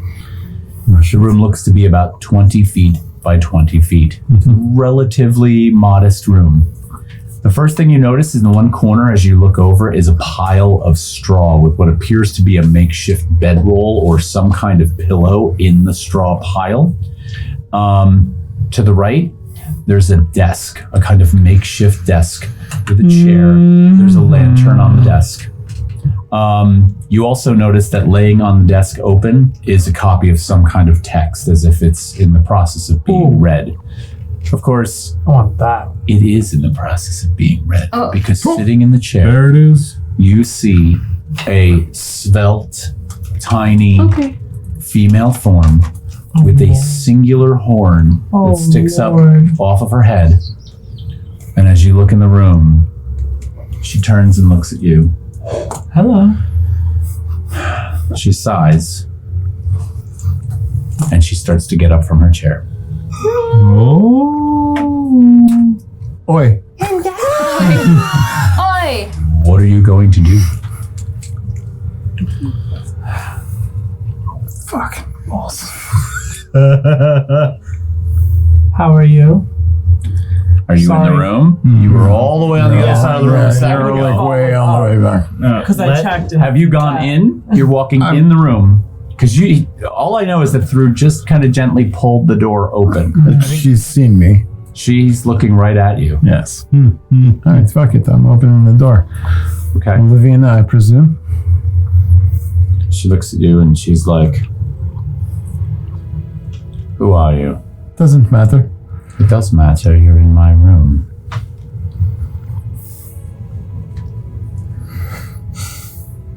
It's a very, very stark room. Is anybody right behind Through? Me. I just checked the door, so it makes the most sense. Okay.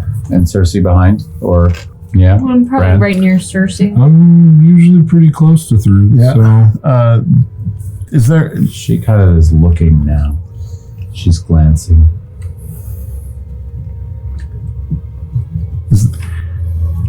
Why are you here? Keeping one eye on her. Sorry. Can I just get a darted look to the rest of the room to make sure that we are alone in this room? You are alone. Very good. Oh, great. Amazing. Amazing. Huzzah. Perfect. We've heard tell that you have been occupying this temple for quite some time. And you have broken certain allegiances that you once had? What is this questioning? What would you else have me do but question? I would question you as to why you're in my space. I was sent for you. You were sent for me. Yes. And why would you take this space over? I haven't taken it over. I'm hiding here. From what?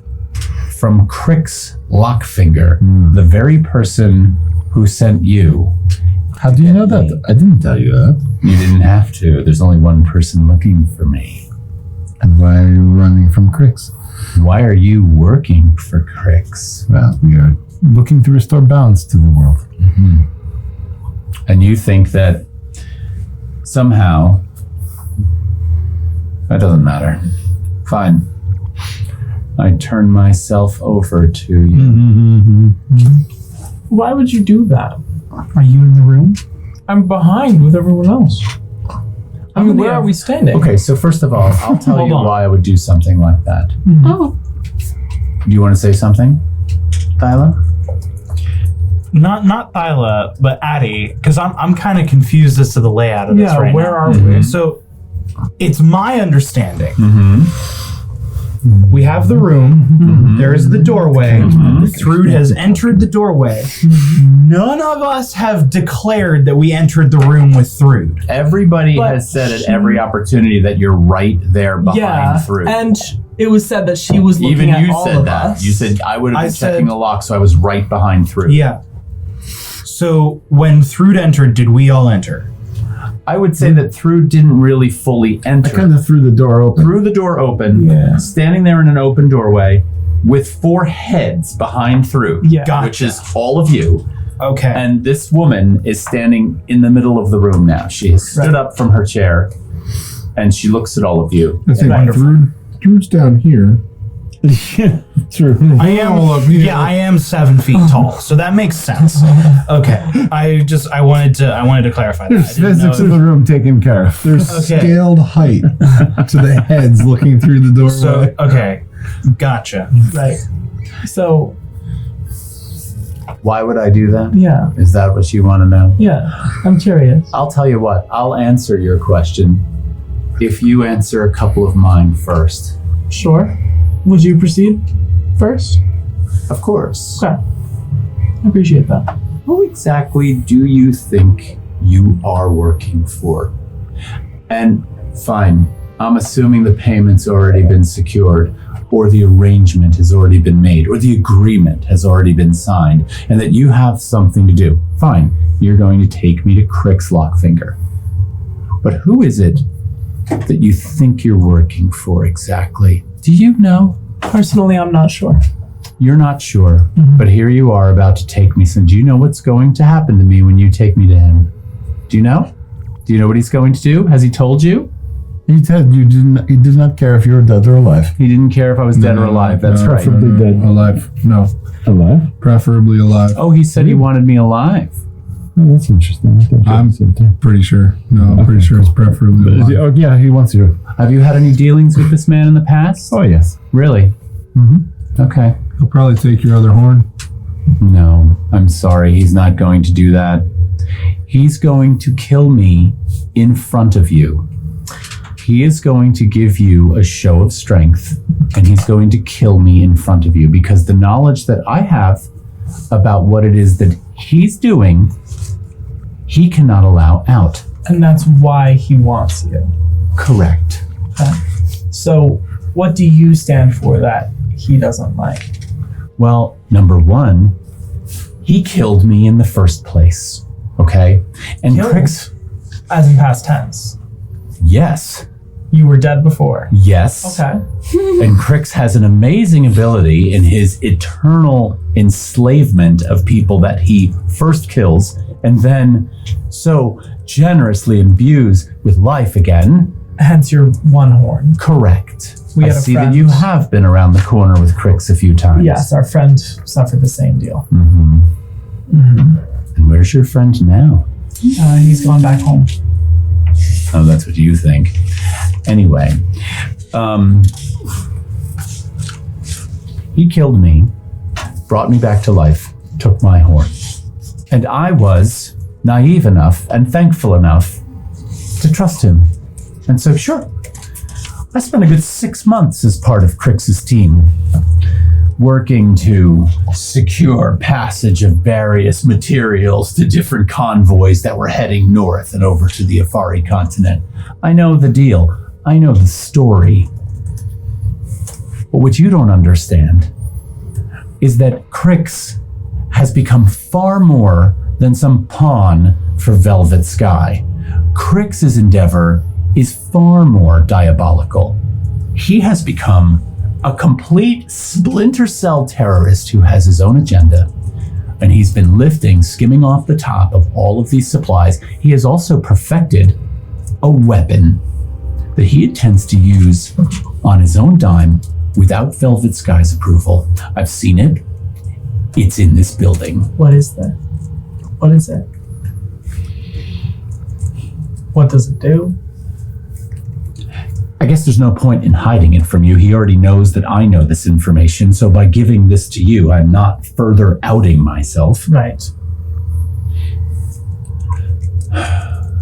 Crix and a crew of alchemical beings, I don't even know what to even call them. They're terrifying. They've perfected a process of synthesizing an extract that they make from part of this mycelial network that is available. The resonant gift? What's that? The resonant gift. Yes.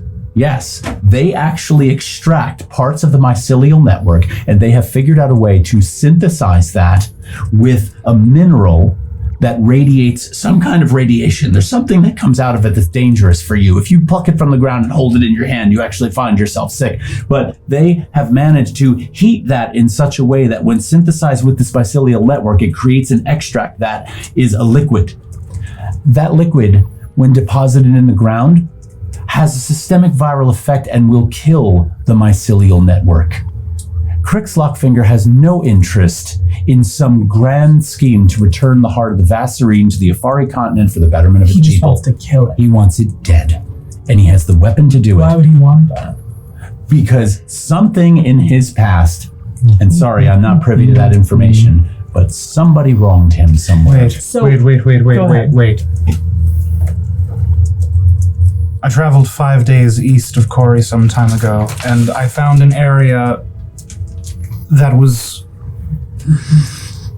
just dead.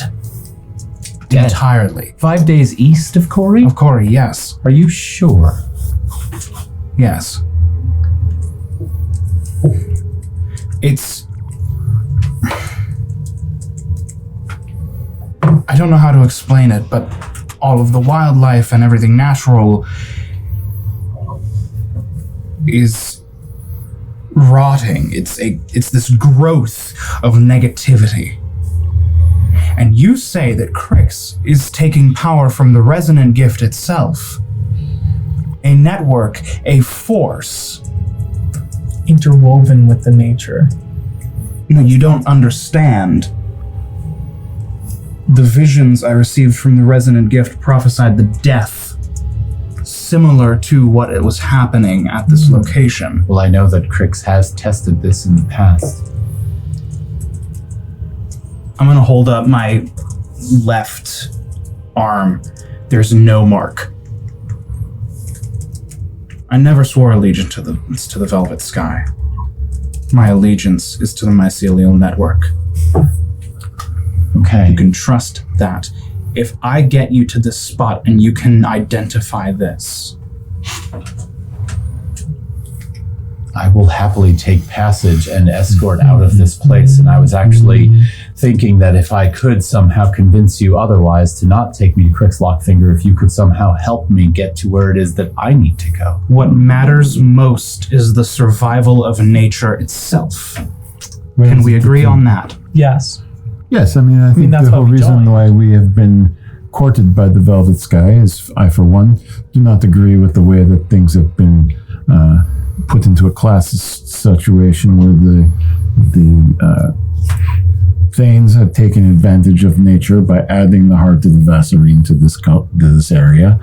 And therefore, I think, yes, we are all in agreement that we want to restore some balance to nature. Yeah? So, where is it that you need to go? I was trying to get to Stikruck's Tower. Oh, for Christ. Which oddly is about 5 days east of Quarry. Street. What was the name of it again? Stikruck's Tower. Stecrux.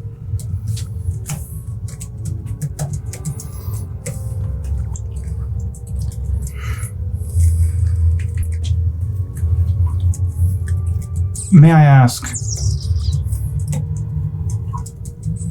what was the straw that broke the camel's back? What prompted you to flee Crix and come here? What's your story?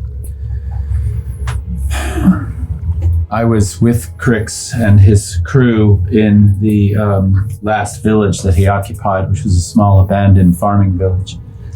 And while there, a shipment on a wagon had come in of some very small.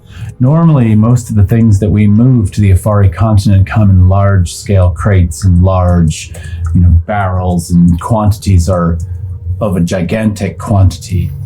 This is the first time I had seen a quantity of barrels that were more on a very small personal keg size. They were very carryable, very small, and I thought perhaps we came into a shipment of ale or something that might be enjoyable. And so I was helping to unload this shipment and put them away. And that night, just kind of wanting a drink, I decided to sneak in and open one of these up. Inside, there's a liquid that has this. The color in general is of an orange nature, but it has its own bioluminescence. It's got a color to it. And I actually reached in to touch it, and I actually saw the lighting of this change. It flickered with a black sort of kind of wave pattern that moved through it. And I realized that something was really, really wrong with this. And so from my own collection of things, I took a small vial of it and took a sample. I thought maybe it was some kind of magic potion. I thought it was something that might be, incredibly, I don't know. I didn't know what it was, but I knew that I wanted to take it. And so I took a very, very small quantity of it. I took it back to my quarters. I hid it under the bed, and I had it for several days and thought about it. I didn't know if I should ingest it or consume it, but I wanted to maybe see if the rest of the people in the encampment did something with it. I was not privy to that information. 3 days later, all of these supplies that we had unloaded were loaded onto another wagon and they were brought somewhere. So the only evidence that remained of this was the vial, the small amount that I had. And so I opened it and I took a very, very small sip into my mouth. And I have never been burned on such a level. The pain was searing and immediate that I spat the liquid from my mouth onto the ground. And as soon as I did, I saw it dissipate into the soil. And every piece of vegetation in a 5-foot radius around that instantly withered and blackened in the space. And as that did that, I turned around, and one of Crix's men was standing 20 feet away, and he saw this happen. And he turned and walked away. I knew it was only a matter of time before I was outed for something very, very bad. I knew I had done something very wrong. My tongue was seared, and she kind of holds her mouth open, and you see this whole entire section of her tongue that's just been completely eaten away. And she says, so I grabbed the remainder of my things, and I fled. So, you said there's some sort of means of producing this in here? That's what I've deduced. I'm not 100% certain of that. And she kind of holds a hand up and she walks over to her straw bed. and she grabs a hold of all the straw and she pulls it back, and there in the floor is a huge trap door. And she grabs a hold of the trap door and she opens it up, and there is this very, very narrow staircase that goes down into a pitch black area below the floor. There's a third level. And it could go beyond that, but I've never gotten that far. There is some sort of lab down there. There's a lot of glass. There's a lot of heating elements, bellows, furnaces. The forge? Like a forge, but these seem to be directly connected to a series of metal pipes that all connect into this glass. Some type of distillery? It's like it, yes, it is very much like a distillery. And the only reason I think that this might be connected is it seemed to have a similar orangish residue on that glass. And this lab is through this door, this trapdoor. Down here, about 100 feet. My thinking is this. I've investigated that. I've looked at that. I've been over it with a fine-tooth comb. I've spent a lot of time down here. If Crix finds out you did take out my guards, I'm assuming, correct? A lot of Yeah, there's some skeletons and a few other smelly, ghastly creatures, yes. Yeah. If Crix finds out that this place has been emptied and that he has free passage into here, he will waste no time in coming in. Agreed. I think our time here is very, very limited. You can choose to take me to him if you still feel some kind of allegiance. I'm sure he'll pay you very well for me, but I beg you, if you can see past what you think you know, I have no reason to lie to you other than my life is on the line. Can I make an insight check? Go right ahead. 10. 10. She's scared. You know this. You can hear it in her voice. The voice is trembling. This could be because you have the potential to capture her right now. This could also be that sort of outward anxiety that when an outpouring of truth kind of comes out of somebody, or there's a desperate situation, there is kind of an immediate nervousness. But hard to tell if what she's saying is truthful or nervous energy. I'm gonna take a step or two towards her.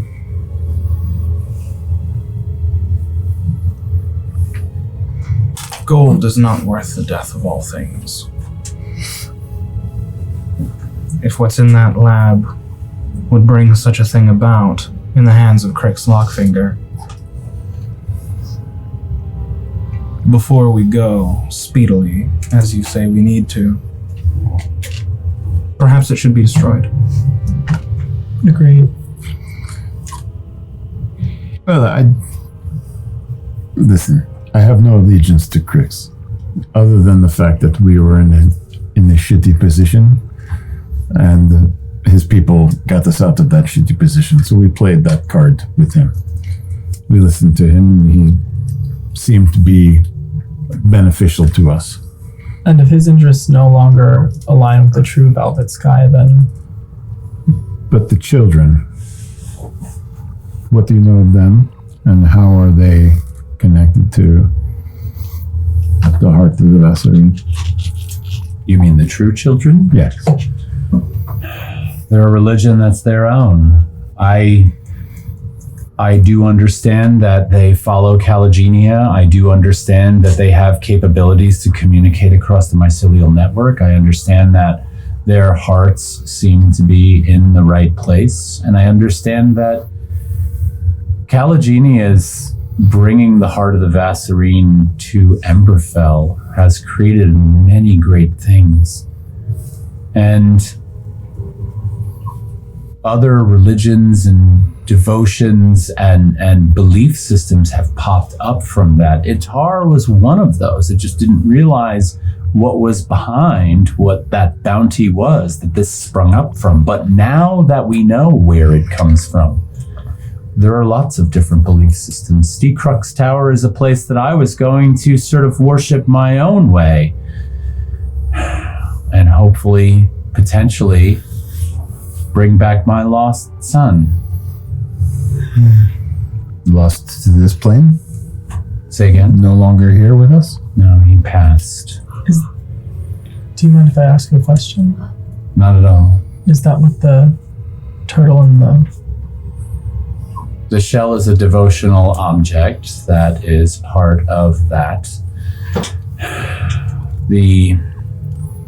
How far do you want? What are you looking to get here? Yes. if it's related to the fact that she wants to bring back her son? Yes.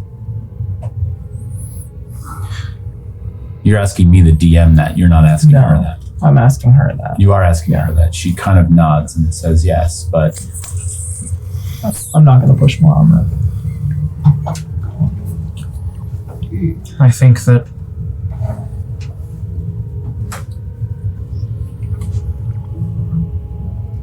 we should do what we can to bring back the balance.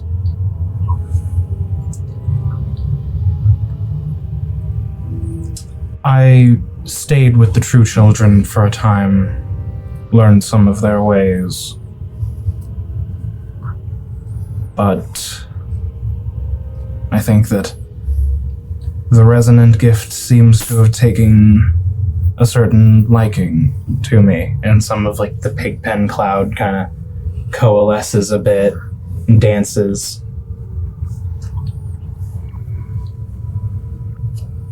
It's revealed to me that the universal concept of all things end is in fact universal, and the hearts are not immune. If the heart of the Vassarine stays on Emberfell, the power of the two hearts will overload, and everything will die.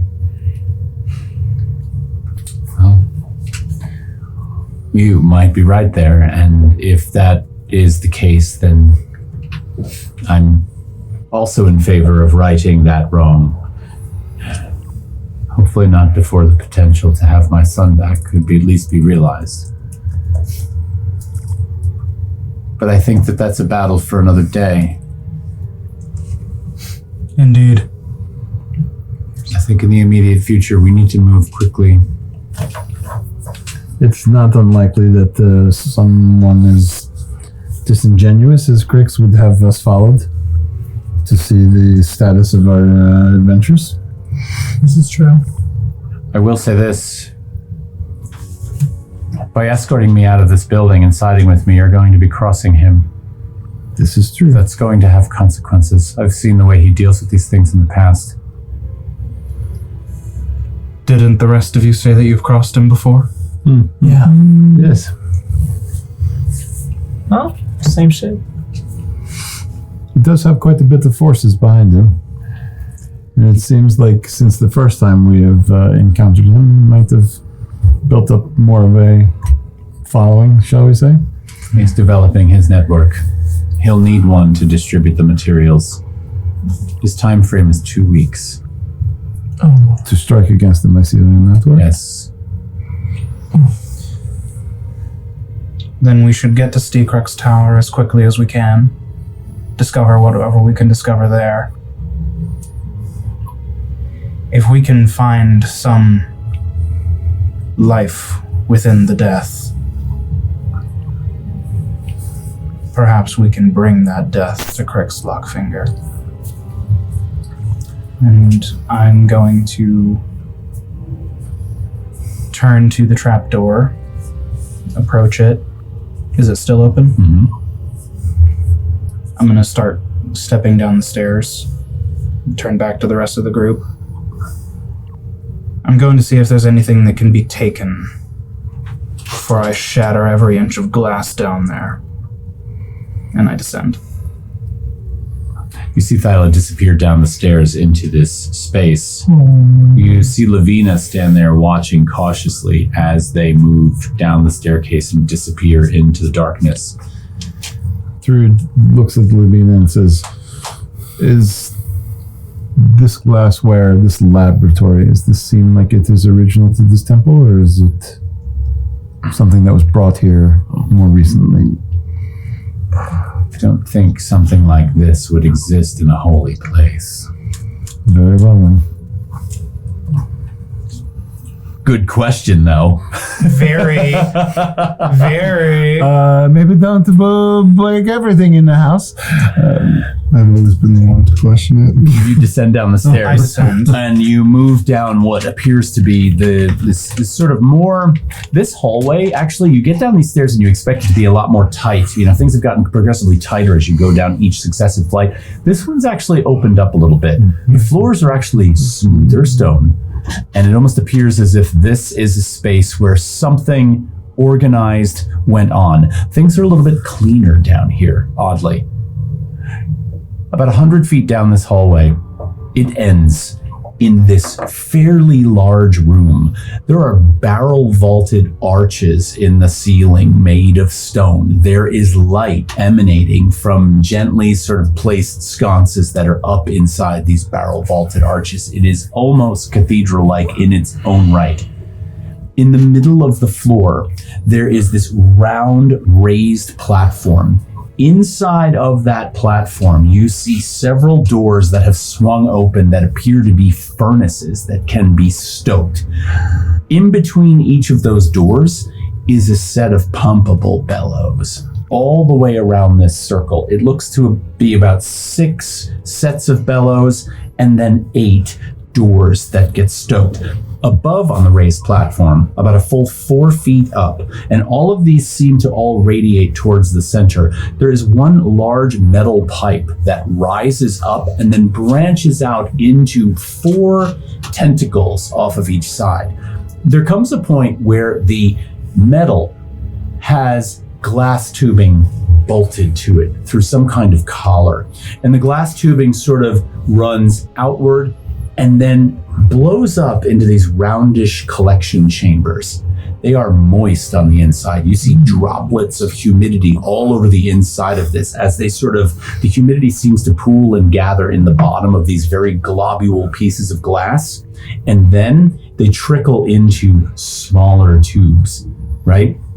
The whole thing sweats with the humidity of the space, and it's a rather complex machine. Tubes and metal parts all sort of coordinating and coming down to what appears to be a central collection series of chambers that all have brass bases with these fluted tops on them, all in a row. Some just seem to have clear liquid in the bottoms. Others are completely empty. And then there are these sort of taps, these little spigots on each one where you probably have the option to distribute whatever it is that's inside of them. It is an ominous and massive machine. Thyla kind of growls. Are there any books, instruction manuals around? Does it seem like any piece of this machine or any of the pieces by whatever repository or depository there is, like collection type areas, can be removed? Like some form of finished product or proto finished product? As you sort of carefully investigate this, it doesn't appear as if anything could necessarily be removed in that fashion. I'm assuming you're talking about from a container standpoint. Kind of, yeah. Yeah, I mean, not without tools. This whole thing seems to be a contained unit. Now, as you sort of investigate this, you do notice that underneath each of these spigots, there appears to be like some wear and tear on the surface below them, as if a lot of things were slid along and were either mixed or collected from that space. I see. This is the only thing in the room? I mean, it is a massive thing and it is a complex thing. So to say it's the only thing in the room is a little bit of a disservice to its magnitude. Yeah. But yeah. Any other doors? The room has a sort of roundish configuration to it. You haven't really looked completely, But as you sort of poke around the room and look, you do notice that there are several other doors in the room that appear to go to other corridors. Those doors are all closed.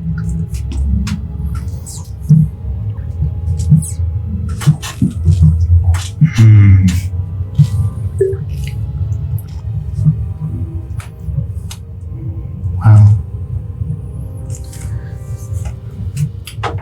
I suppose the best way to kill the snake is to cut off the head.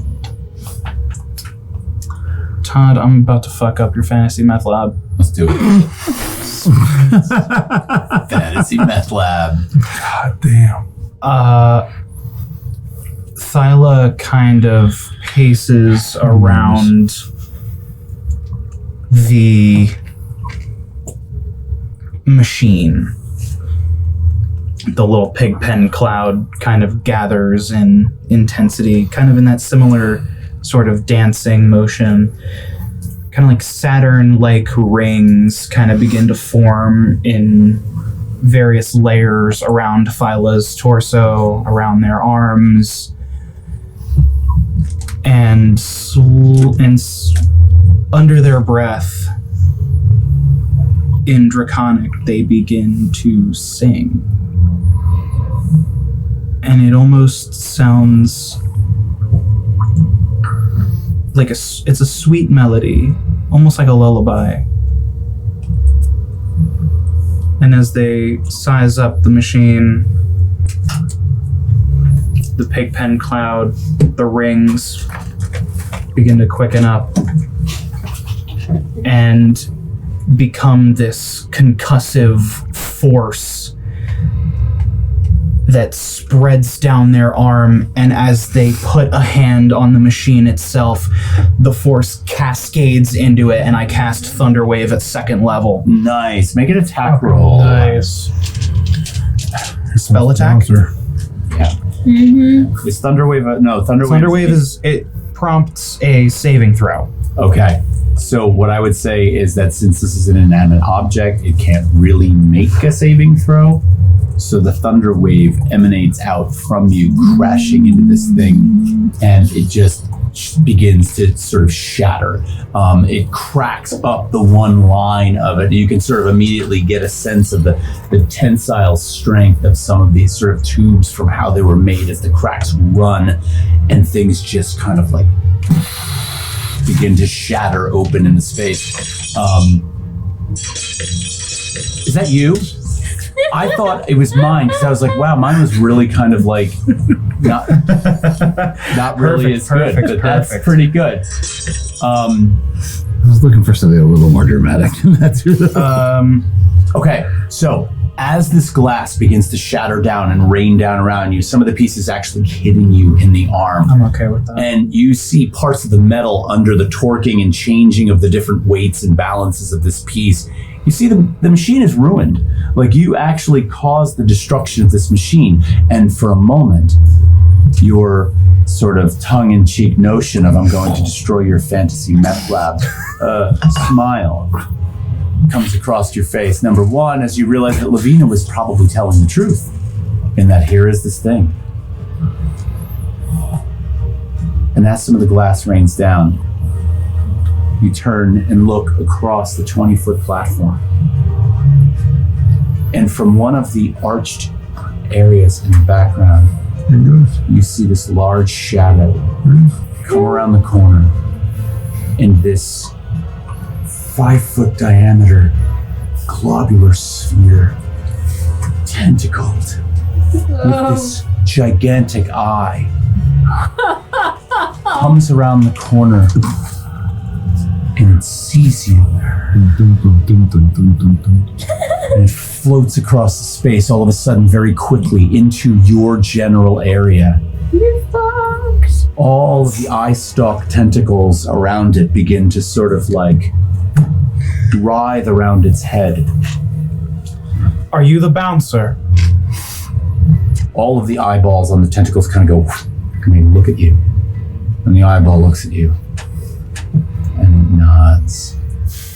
I mean no harm to this temple, to this structure? It just gently turns and rotates 180 degrees. And it begins to float towards the entrance of this room that you came in. And then it pauses and it turns and looks directly at you. And then it turns and moves out the hallway. It feels as if it's gesturing for you to follow it. I follow. You turn and follow this creature into the hallway, and as you come into the hallway, it's there right in front of you. It's looking you right in the eye, and for a moment you can almost feel from its gaze that anti-magnetic or anti-magic sort of field that it emanates out. You almost feel a lot of your capabilities that you have sort of drain away from you momentarily as you fall into that cone of space. It studies you for a second, and then it turns and begins to move down the hall. Two of the eye stalks turn around and look backwards as it begins to float away.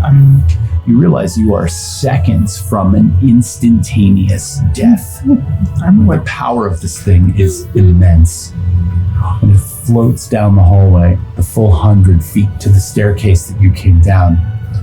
And it turns back around one last time and looks at you. You see the staircase before you. And it just sort of bobs and waits. I'll approach this floating being, and does it seem like it wants me to ascend the staircase? As you begin to ascend the staircase, it doesn't move. It just sits there and watches you. Druid looks over at the doorway of the trapdoor and says, don't you think, suppose you could speed things up, huh? I don't suppose you have some rope. Either way, I look back at this immensely powerful creature and I just kind of give it a respectful nod. And it nods back. Your space is your own. You guard it well.